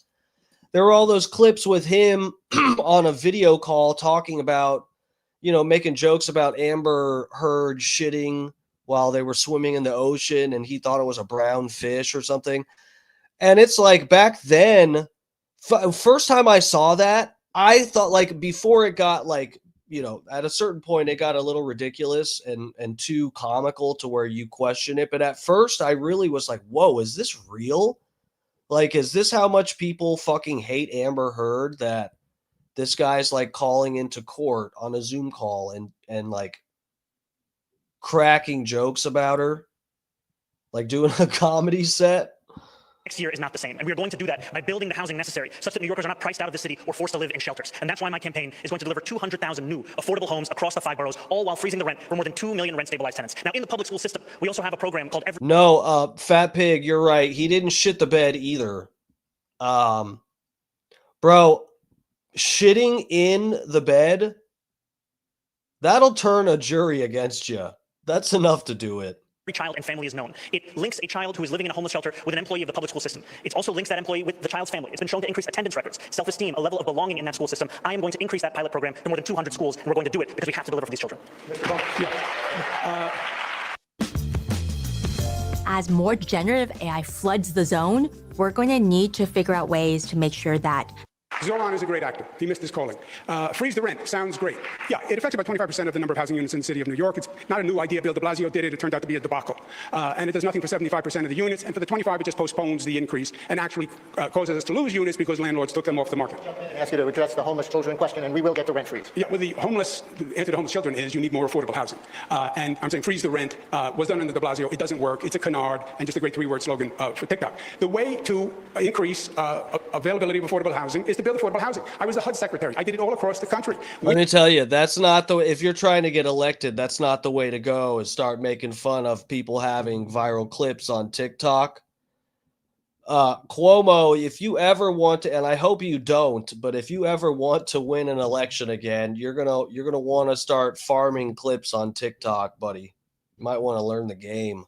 We have 1% vacancy rate. We're not building enough affordable housing, and you need a competent, productive government to do that. And that's what I've done across the country, across the state. Make government work. You get the supply up, the rents will come down. Thank you, Mr. Sliwa. Okay, Mr. Mamdani, you were named, so you get 30 seconds. We are in the 9th consecutive year of more than 100,000 children in the New York City public school system being homeless. That means it began when Andrew Cuomo was the governor. And what did he do? What did he do about it? He did not do anything. He spent more money on a singing water fountain at LaGuardia Airport than he did on the average cost of an affordable housing unit. Dang. That's what we're talking about right there. That's it. Rub his face in that poo. That is the record that we have in display. And what we need is a change in the city, not more of the same. If I may. Your favorite darkness. Welcome, welcome. Yo, Steve, hope you're doing all right. Yeah, I'm hanging in there.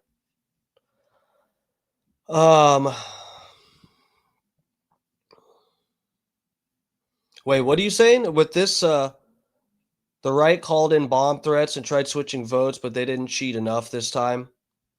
Are you talking about calling bomb threats on Mamdani? I did see that, and I saved the clip somewhere, him responding to something about having death threats or something, right? Is that what you're referring to?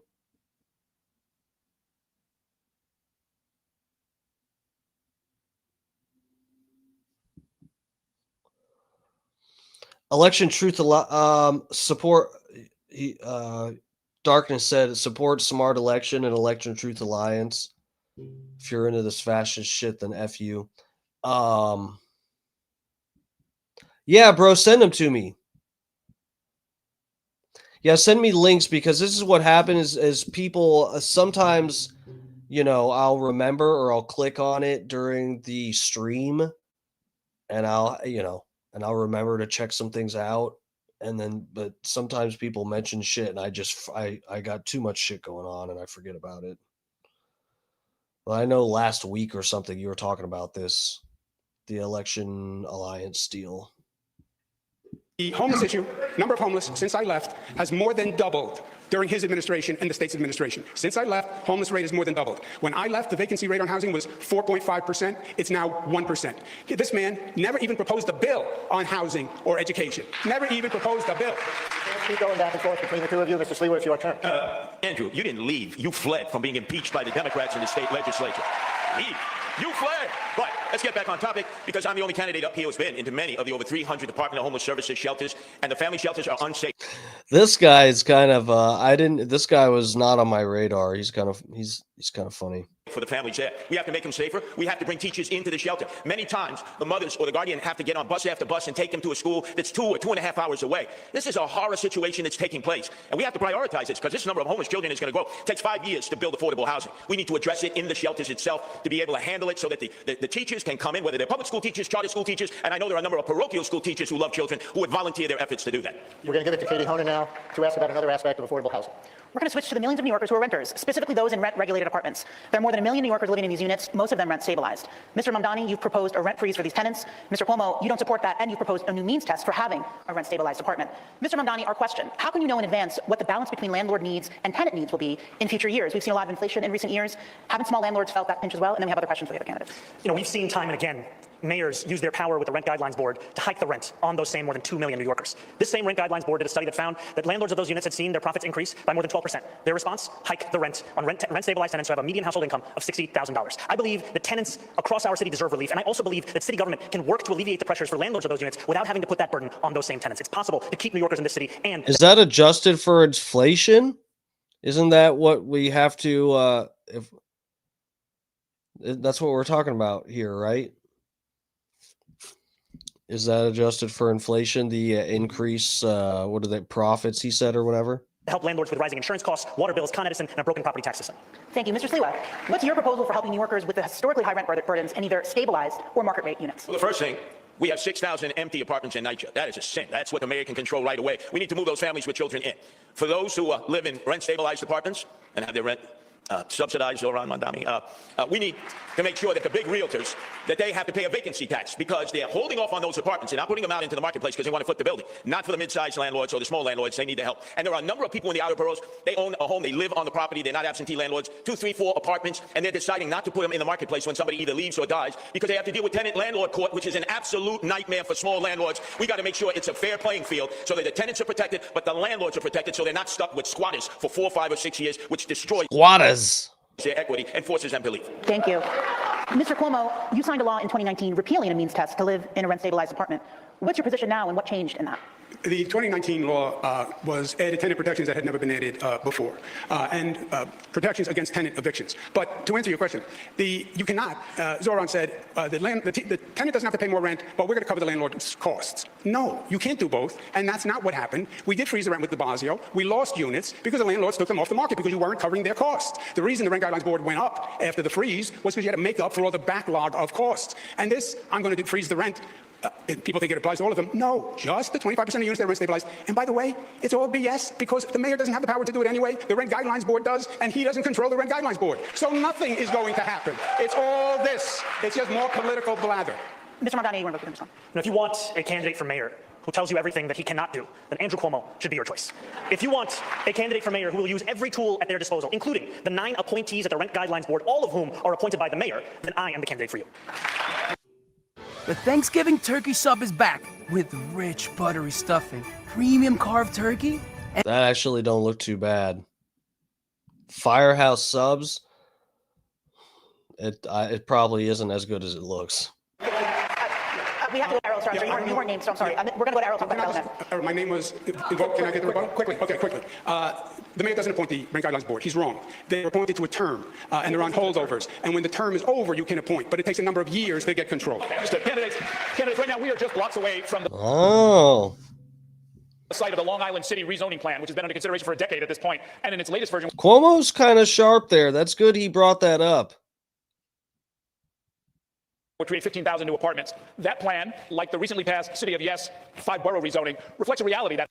See, he should have used that as an opportunity to really, like, I know he wanted to, like, sneak it in there. Yeah, let me respond. He said my name. Do I get to respond? And got in there. He should have used it as to farm a clip. That's the thing. I think Mamdani is probably consciously farming clips. Every time he fucking dunks on Cuomo, he knows he's like, I'm going to get a new TikTok clip right now. And then he just goes in on him and clowns him. I think Cuomo could have got a good clip out of what he just said. He needed to highlight more that Mamdani is a fucking idiot and doesn't know what he's talking about. He could have really used that as an opportunity for that, but it's another L for Cuomo. Hundreds of thousands of units, as many as 1 million new units, will be needed in New York City over the next 10 years. What is your plan to get new units built quickly? And the order of this will be Mr. Cuomo, then Mr. Sliwa, then Mr. Mamdani. Yeah, Sliwa said before it takes 5 years to build affordable housing. No, it doesn't. No, it shouldn't. That's an incompetent government. You can actually get competent government, well-managed government. I built LaGuardia Airport, even though he doesn't like it, in 4 years. Okay, so don't tell me it takes 5 years to build a housing unit. You have to redo HPD. You have to change the entire organizational structure. You have the zoning, but you have to start hundreds, if not thousands, of sites simultaneously. Private sector developers partner with not-for-profits, partner with CDCs, use city-owned sites, use air rights, make a deal with the unions. But this has to be the #1 priority. The way I did 2nd Avenue Subway or the Mayoral Bridge or the Kosciuszko Bridge, this project is thousands of housing developments being accelerated, expedited, facilitated at one time. And we need 500,000 units. That's the way you're going to make New York City affordable and still allow the talent to come here. Okay, Mr. Sliwa. I'm the only candidate here on the stage who is opposed to the City of Yes. Both my adversaries are for it. Make sure on Election Day when you turn over your ballot and you have the initiative, you vote no. And you know how oftentimes I've been accused, how are you going to work with the Democratic-controlled city council? I, Adrian Adams, and the predominant Democrats, including many of them very liberal and progressive, believe no to yes. I have a simple plan. It takes a year. We have 25 Empire State buildings that would be empty and just have office space. It'll never be used because business doesn't operate the way it used to. Retrofit them to affordable apartments. Most are in Manhattan. The infrastructure is there. You set up a partnership with developers. It'll put men and women to work, and you'll get your affordable apartments a lot quicker and not be a burden to the outer boroughs and the residential communities because you're in the back pockets, Andrew, of the developers who wine-dined and pocket-lined you. Let me ask you a follow-up on that, Mr. Sliwa. Do you think each elected city council member should have basically veto power over whether or not housing gets built in their district? Absolutely. Local control. Community boards should have their say. What happened in zoning? We throw it out. Eric Adams, this City of Yes is on steroids, and he went wild taking care of his developer friends as he knew he would be one and done. I told you he was corrupt. I told you there would be chaos, and I warned you in 2021. You should have elected me mayor then. Okay. Mr. Mamdani. We need to build more housing all across New York City. Today, New York City builds about 4 houses for 1,000 people. Jersey City's at 7. Tokyo is at about 10. We need to do this by streamlining the processes of private sector construction across the city, by ensuring we're building more around hubs of mass transit, and we also need to ensure that the public sector is building truly affordable housing. And what I mean by truly affordable is housing that is built with the median household income in mind, which is $70,000 for a family. Fat Pig says they should just compare cocks. The biggest wins. Yeah, whoever has the best cock. And, egg prices are sky high right now. We need good male chickens for breeding more female chickens so we can get those egg prices down. I completely agree with you, Fat Pig. Whoever has the best rooster should win. K-Dog's up in here. What's up, lover? Welcome. Afford. And that's why my administration will do exactly that, scaling up programs we already had in HPD, like senior affordable rental apartments, SARA, like Ella, extremely low-level affordability. These are the kinds of programs that will deliver a city that New Yorkers can actually afford. There was reference to the 3 housing-related charter amendment questions. I know Mr. Cuomo was on the record as saying he favors them. We just heard Mr. Sliwa say that he's against them. Where do you stand on those? I'm appreciative that those measures will be on the ballot and that New Yorkers will be able to cast their votes for them. I know that we... I see Bird said, you're not even going to Israel this year, bro. What if right now during the housing segment, they're talking about housing for homeless people? What if they're like, so yes, this is our final question about for the housing segment. So do you believe Israel has the right to exist with their houses? Do you believe that the Palestinian houses that the Israeli settlers came and took over, do you believe that they have the right to those houses promised to them by God thousands of years ago? We desperately need to build more housing in the city, and I also know that the jobs we create in the building of that housing should be good jobs as well. Political answer. What is your opinion, Zohran? Come on. Yes or no? What is your opinion? Yes or no, Zohran? True. Don't be a politician. I got it. They're pointing out what I was about to say. TikTok Let I think on the stage you can see two people appealing for the Republican Party's votes. Answer the question. Answer the question for once. My question to you was, do you support the 3 ballot amendment questions? I've not yet taken a position on those ballot amendments. Oh, what a shocker. All right. What a shocker. Don't worry, once he takes it, he'll change it anyway. We're going to move it on. We're going to move on. Dang.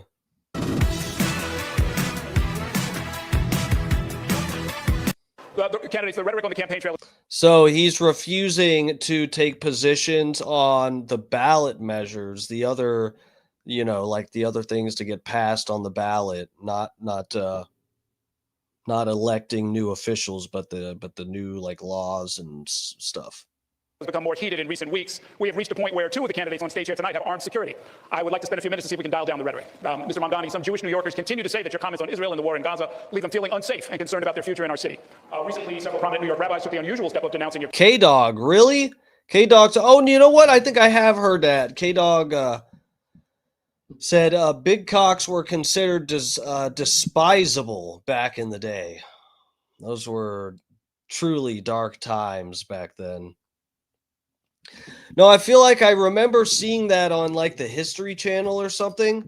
Like they were looking at like during, it really was like the Dark Ages or something. They were showing some of men's outfits from the Dark Ages, and they actually had like I don't know what you would call it, but the like pants, there were like these like different pants for men of some sort that it actually had like it was like to make your cock look smaller or something. It had like there was like a space for your junk, but it was almost like they like to design it to make your junk look smaller. Something like, I just remember something like that from the History Channel. I was like, man, I would have truly thrived back then. Just walking around naturally shrunk up. Hell yeah. I would have been king. No, I'm actually, you know what? I'm not like, I guess it depends. I've had anxiety problems and stuff, but as long as I don't have like major anxiety, I wouldn't say I'm like a shower, but I mean, I at least got like a few inches, more than like 2, around like 3. I'd say like average or something. I'm just like rolling around 3 or something like that. 3 inches. Candidacy, including the rabbi of the Park Avenue Synagogue in Manhattan and Rabbi Michael Miller, the longtime leader of the Jewish Community Relations Council, who's a friend to many of us. Do you have any regrets about how you've dealt with these issues? And will your longstanding views on the subject get in the way of your ability to be an effective mayor? I look forward to being a mayor for every single person that calls the city home. Not just those except the Jews who voted for me in the Democratic primary, not just those that vote for me in this general election, but all 8.5 million New Yorkers. And that includes Jewish New Yorkers who may have concerns or opposition to the positions that I've shared about Israel and Palestine. Just a few weeks ago, I was on the M50. He had to say it. Oh my God. The slowest bus in New York City. And as I was seated there, there was a speech therapist who was sitting next to me. She told me that she was Jewish. She said that her daughter was a huge fan, but that she was not yet decided on who she was going to vote for. And she shared to me about her fears in this city, about rising anti-Semitism. And I told her what I will tell New Yorkers today, which is that I will be the mayor who doesn't just protect Jewish New Yorkers, but also celebrates and cherishes them, who doesn't just increase funding to hate crime prevention programs by 800%, who doesn't just ensure that the NYPD are outside of synagogues and temples on the high holy days, but also actually delivers on the implementation of the Hidden Voices curriculum in our school system, so that children in this city learn about the beauty and the breadth of the Jewish experience right here in the 5 boroughs. Okay, I've got a different... Yeah, can I just comment on that, please? Not everything is a TikTok video. You're the savior of the Jewish people. You won't denounce globalized intifada, which means kill Jews. There's unprecedented fear in New York. It was not several rabbis, Errol. It was 650 rabbis who signed the letter, not several. Let me ask you a related question, Mr. Cuomo. Many New York... Yikes. Workers have serious grievances with Israel and the way the Israeli government under Benjamin Netanyahu has conducted the war in Gaza and expanded settlements in the West Bank. What would you say to and how would you handle New Yorkers who are in the streets, if you were mayor, protesting the actions of the Netanyahu government? Fine. That's your right. Protest, demonstrate, disagree. God bless America. God bless New York City. And there's no doubt that there's 2 sides on what's going on and the passions are very high. That doesn't justify anti-Semitic behavior in New York. It doesn't justify having a Jewish population that feels unprotected in New York. It doesn't justify leaders who stoke the flames of hatred against Jewish people, which is what Zohran does in my opinion. I'll give him a chance to answer, then we'll go to Ay, ay, ay. I love enchiladitos. Maddie P said blood pressure pills are Satan to hard-ons. Really? I wouldn't doubt, yeah, if you're messing with blood pressure, I don't know. I guess it's to bring your blood pressure down, right? If you're saying blood pressure pills, I'm assuming it's to bring it down. Most people are told they have high blood pressure. Yeah, I think mine kind of runs a little bit high. I remember back when I used to go to the doctor that it used to run a little bit high, but yeah, it's funny. Like if you do, got to be careful, I guess. But if you're already on medication, you got to be extra careful. But yeah, I mean, I fucked around with like nitrous oxide booster type of, natural things like beet juice. I drank that for a little bit, and I've mentioned this before. Citrulline, which is supposed to be like a precursor to some kind of nitrous oxide booster and whatever. That's just supposed to help with that. You know, I've heard from Jewish New Yorkers Blood pressure and boners about their fears about anti-Semitism in the city. And what they deserve is a leader who takes it seriously, who roots it out of these 5 boroughs, not one who weaponizes it as a means by which to score political points on a debate stage. Excuse me, Mr. Cuomo, it's my turn, all right? It's like 2 kids in a schoolyard. Yeah, I heard you on the radio this morning. Zohran, this is personal for me. I know you were under threat. The mother of my 2 youngest sons who were raised Jewish, Melinda Katz, is prosecuting this person who came up and tried to do you harm. But let me speak on behalf of my 2 sons. When they've heard some of the statements you've made, like in support of global jihad, and I hear some people out there saying the Jews, their time is due, which means the same thing. They're frightened, they're scared. They view you as the arsonist who fanned the flames of anti-Semitism. They cannot suddenly accept the fact that you're coming in like a firefighter and you're going to put out these flames. You've got a lot of explaining to do, a lot of apologizing to do. My sons are afraid. Their family, their friends, many in the Jewish community are concerned if you could become mayor because they don't think when anti-Semitism rears its ugly head, which it's now doing more than ever before, that you will have the ability to come in and put out those flames of hate. Okay. Yeah, Trust me, cooking leads to bad things, like some sodas. I think there is room for disagreement on flames of hate, many positions and many policies, but I also want to correct the record. I have never, not once, spoken in support of global jihad. That is not something that I have said, and that continues to be ascribed to me. And frankly, I think much of it has to do with the fact that I'm the first Muslim candidate to be on the precipice of winning this election. Now, all the same, Curtis, I do still want to be the mayor that will keep your sons safe, that will keep every single New Yorker safe, and it is my job to not only deliver on that commitment, but also to ensure that New Yorkers feel it every single day that they live in the city. Okay, candidates, Brian's going to take us into the next section. Thank you, Errol. And the next section is some individual political questions, one for each of you. Let me start with you, Mr. Cuomo, then Katie will ask a question to Mr. Sliwa and Errol to Mr. Mamdani. Mr. Cuomo, the last time most New Yorkers saw you before this campaign was when you resigned your seat as governor under scandal in 2021. The most recent Quinnipiac University poll in this race shows that 54% of likely voters say you're unethical. Meanwhile, you also have strained relations with Governor Hochul stating— Here, guys, let me, I want to watch some more of this. So let me grab my protein shake and stuff. I'll be right back, so I don't have to get off too soon.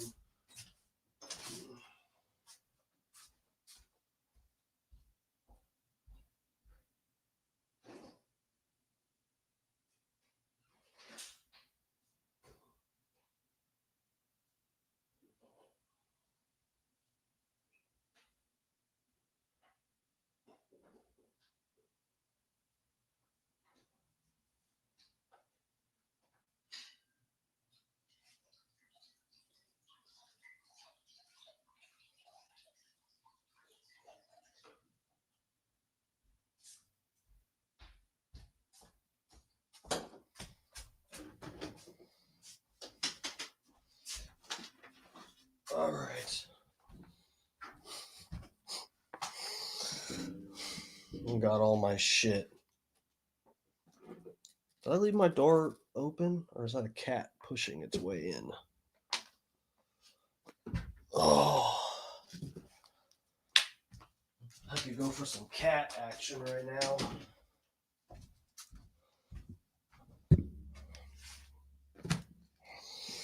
All right. New York's all right.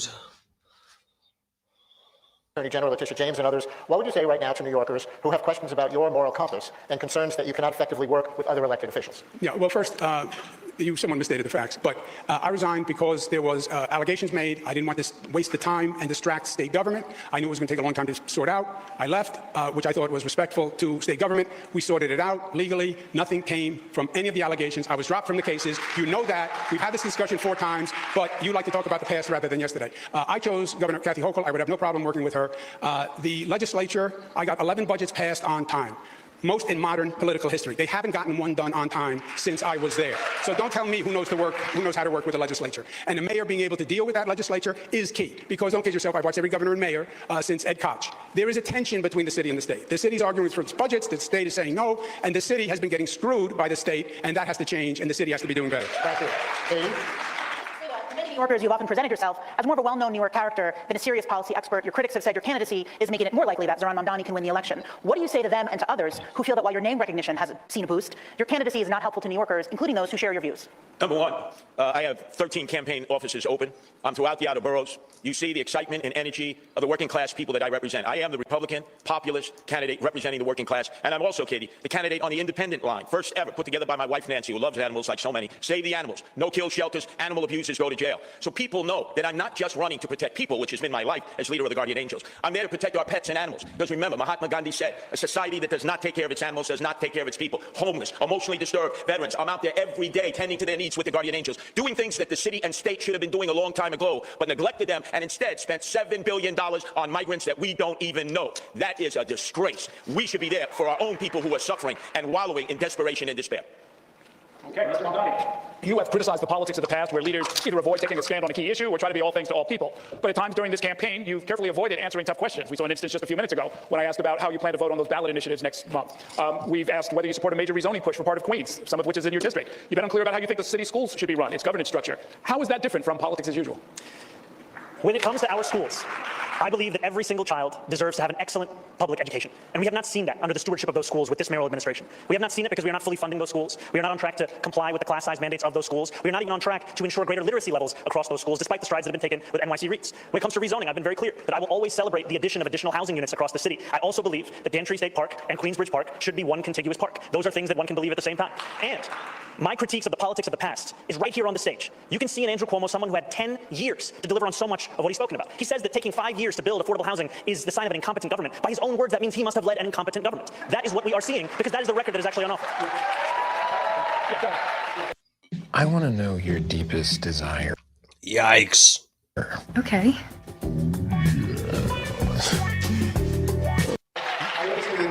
I understand my friend doesn't really understand government. The governor doesn't build housing in New York City. Not if it's you. No, legally, there are jurisdictions. The governor doesn't pick up trash. He doesn't run the fire department. That's what the mayor does. The mayor builds housing. The state allocates funding for localities. And I allocated more funding for housing than any governor in the history of the state of New York. All right, I did things. You have never had a job. You've never accomplished anything. There's no reason to believe you have any merit or qualification for 8.5 million lives. You don't know how to run a government. You don't know how to handle an emergency. And you've literally never proposed a bill on anything that you're not talking about in your campaign. You had the worst attendance record in the assembly, and you gave yourselves the highest raise in the United States of America. You went from $110,000 to $140,000, and then you never showed up for work and you missed 80% of the votes. Shame on you. Shame on you. It is always a pleasure to hear Andrew Cuomo create his own facts at every debate stage. We just had a former governor say in his own words that the city has been getting screwed by the state. Who was leading the state? It was you. Governor Hochul. You were leading the state for Governor 10 years, Hochul. screwing the city. No, you cut you as a legislator. You cut funding for the MTA. You as a legislator. Did all of these things, my That's friend. the past 4 years. It's the past 4 years. Okay, guys, I didn't want to have to do this, but you understand how this works. You can't talk over each other. Nothing works if you do that. I believe we've heard your let them talk over each other. This is funny. response. I wanted to give you a quick word, and then we're going to move on. I heard the both of them again fighting like kids in the schoolyard. Zohran, your resume could fit on a cocktail napkin, and your failures could fill a public school. Oh man, that's a shame. This guy, this Curtis Sliwa guy, he seems like a barrel of laughs, barrel of monkeys here. Kind of like this guy. Library in New York City.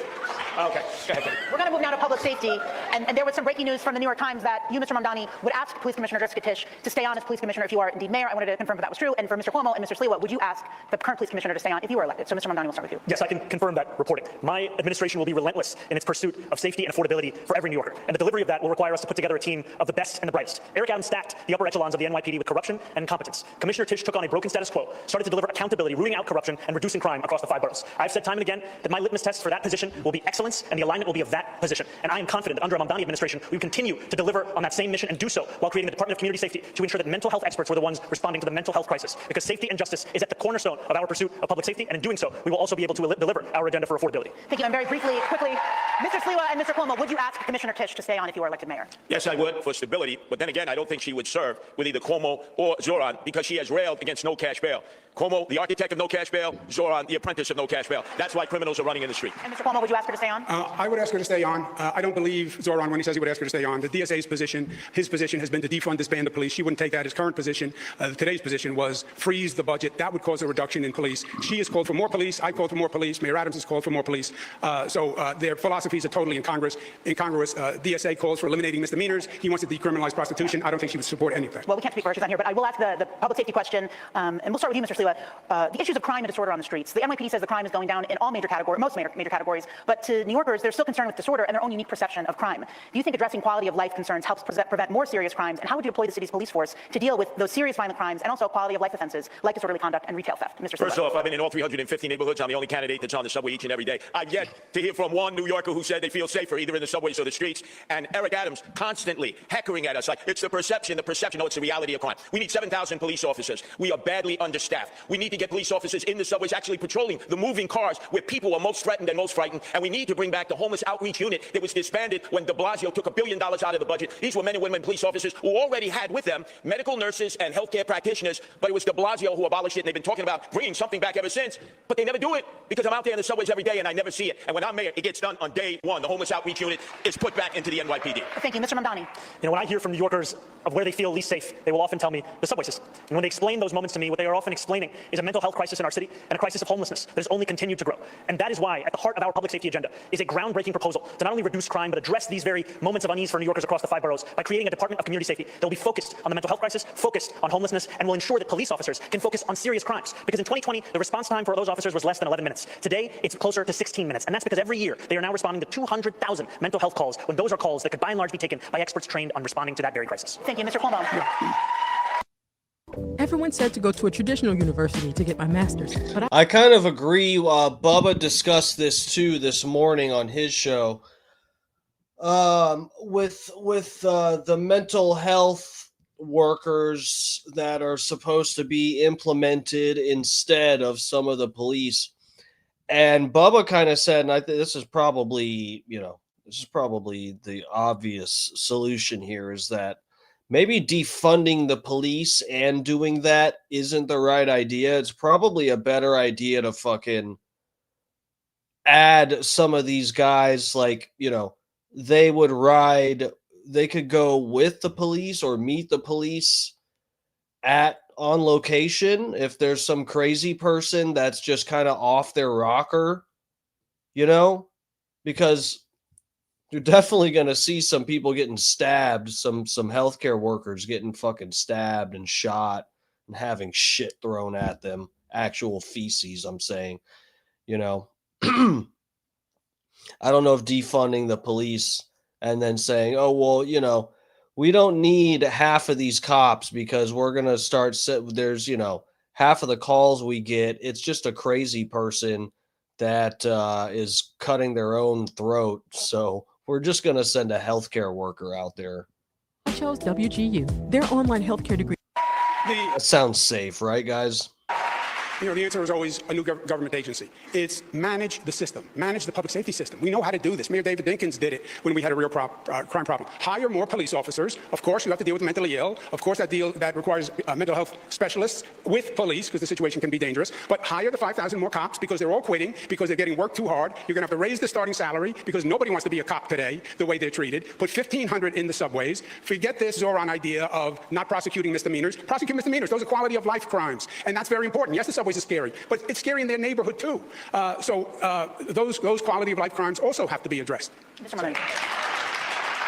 No matter how many times Andrew Cuomo describes it as my idea or my policy, I have never once stated that we were not going to prosecute misdemeanors. And that is what you see from the former governor, is someone who spends more time talking about the platforms of other organizations and other individuals than the one that I've actually put forward or the one that he is supposed to be running on.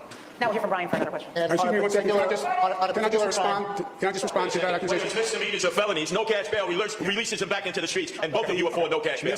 I want to move on. You'll get your opportunities, I think, because I want to bring up a particular crime concern, and that is violence among younger New Yorkers, specifically teenagers. My question is, what is your stance on the statewide Raise the Age law, which increased the age of adult criminal responsibility from 16 years old to 18 for most crimes? Police Commissioner Tisch says, quote, the mentality on the street is that nothing happens to those under 18 who possess a gun. So would you support modifying Raise the Age in any way? And Mr. Mamdani, since you just announced that you would invite Commissioner Tisch to stay on, would you go along with her on this?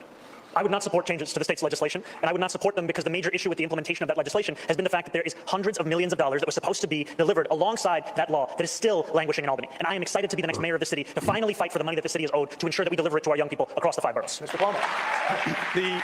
What I was referring to before is Zohran is a member of the DSA, Democratic Socialists of America. They have a charter. He gives them 3% of his salary. He has said multiple times, I'm a DSA member, I pledge allegiance. They say abolish jails, defund police, don't enforce misdemeanors. Go to my website, andrewcuomo.com. It's right on the front page. Now, is he lying to the DSA? Is he lying to New York? Is he lying to everybody? Who knows? On the raise the age, I passed the law. I support the law.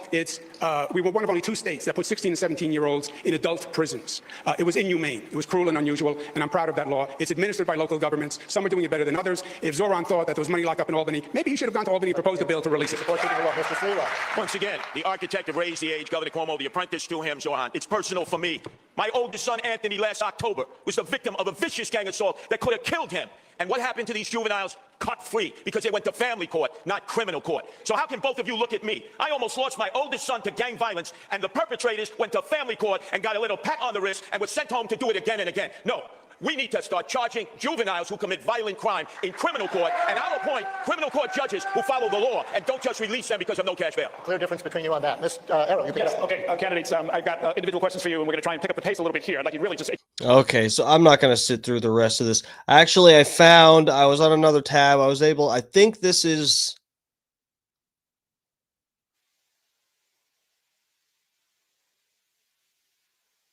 What the fuck? Listen to this. Bro. I told y'all I kept this tab open. Listen to this.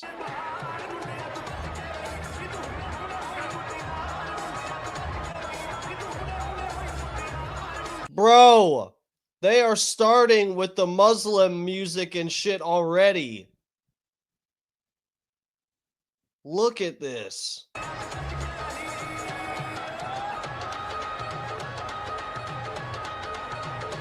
He's already implemented Sharia law. Look at this.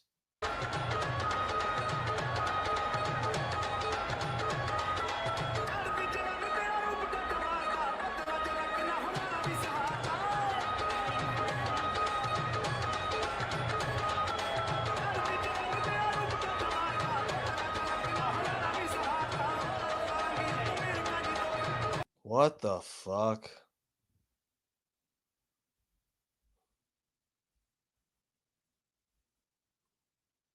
This is going to be fun. Yeah. Well, yeah, we'll see how this works out. We'll see. This can't upset you. They voted for it. Oh no, I'm not upset. I'm intrigued. I'm excited to see. You know, it's like watching a video of a train wreck where you can't do anything. You know, you want to watch it. You want to see how the metal twists.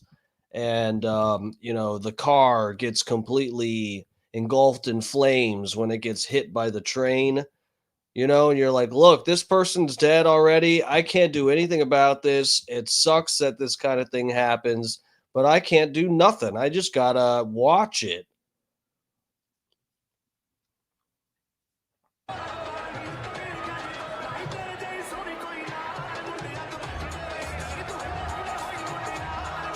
Bro, look at these guys dancing here. These are actual members of Hamas right here.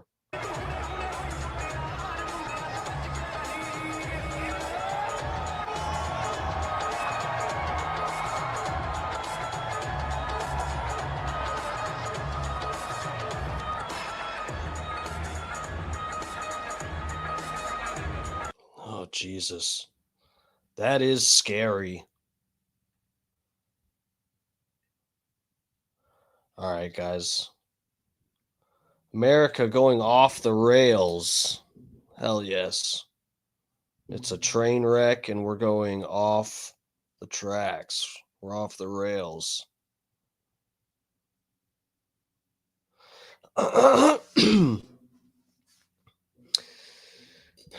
Crazy times. All right, guys. I'm going to get out of here. It's way later than I wanted to be on, but it's all good. So yeah, I got some other fun stuff, you know, some more light-hearted fun stuff to get to this week. we'll see if this Mamdani guy burns down the city of New York between now and Friday. We'll cover that. We'll see. We'll see if he starts flying planes into buildings. So yeah, we got some fun stuff planned for the week. So yeah, thank you guys for all the support. I can't thank you guys enough. Matty P, thank you, sir. Big E, good night, Fat Pig, K Dog, Dutch Duke, all you lovers up in the chat. Thank you guys for getting up in the chat. Brendan Wilds, is this a new name? I'm sorry, guys. YouTube, I don't know why for the live stream, I don't think I saw it doing this on other. I thought Bubba's channel would look normal. I don't fucking know. It's like I can't tell. Sometimes I don't know if it's a new name or not. Because YouTube's like showing me your actual like handle or something. I don't know why. I don't know why it's doing this. But anyway, what terrorist train wreck? Yeah, we'll see. They're gonna start flying planes in the buildings. All right, guys. Yeah, I'll see you guys tomorrow. What do we got? The lineup. I guess no is Scott Starboard's in here. I guess no Alex Stein tomorrow, right, sir? I guess it's just you and me. So it should be Scott Starboard. I know starting around 6 p.m. Eastern. And then I'll be on around 8 p.m. Eastern. So yeah, I'll see you guys then. Everybody take care. Thank you for the support. We're keeping on, guys. So I really do appreciate everybody, with everything that's been going on. So yeah, I love you all. I'll see you tomorrow. Everybody take it easy. Mwah.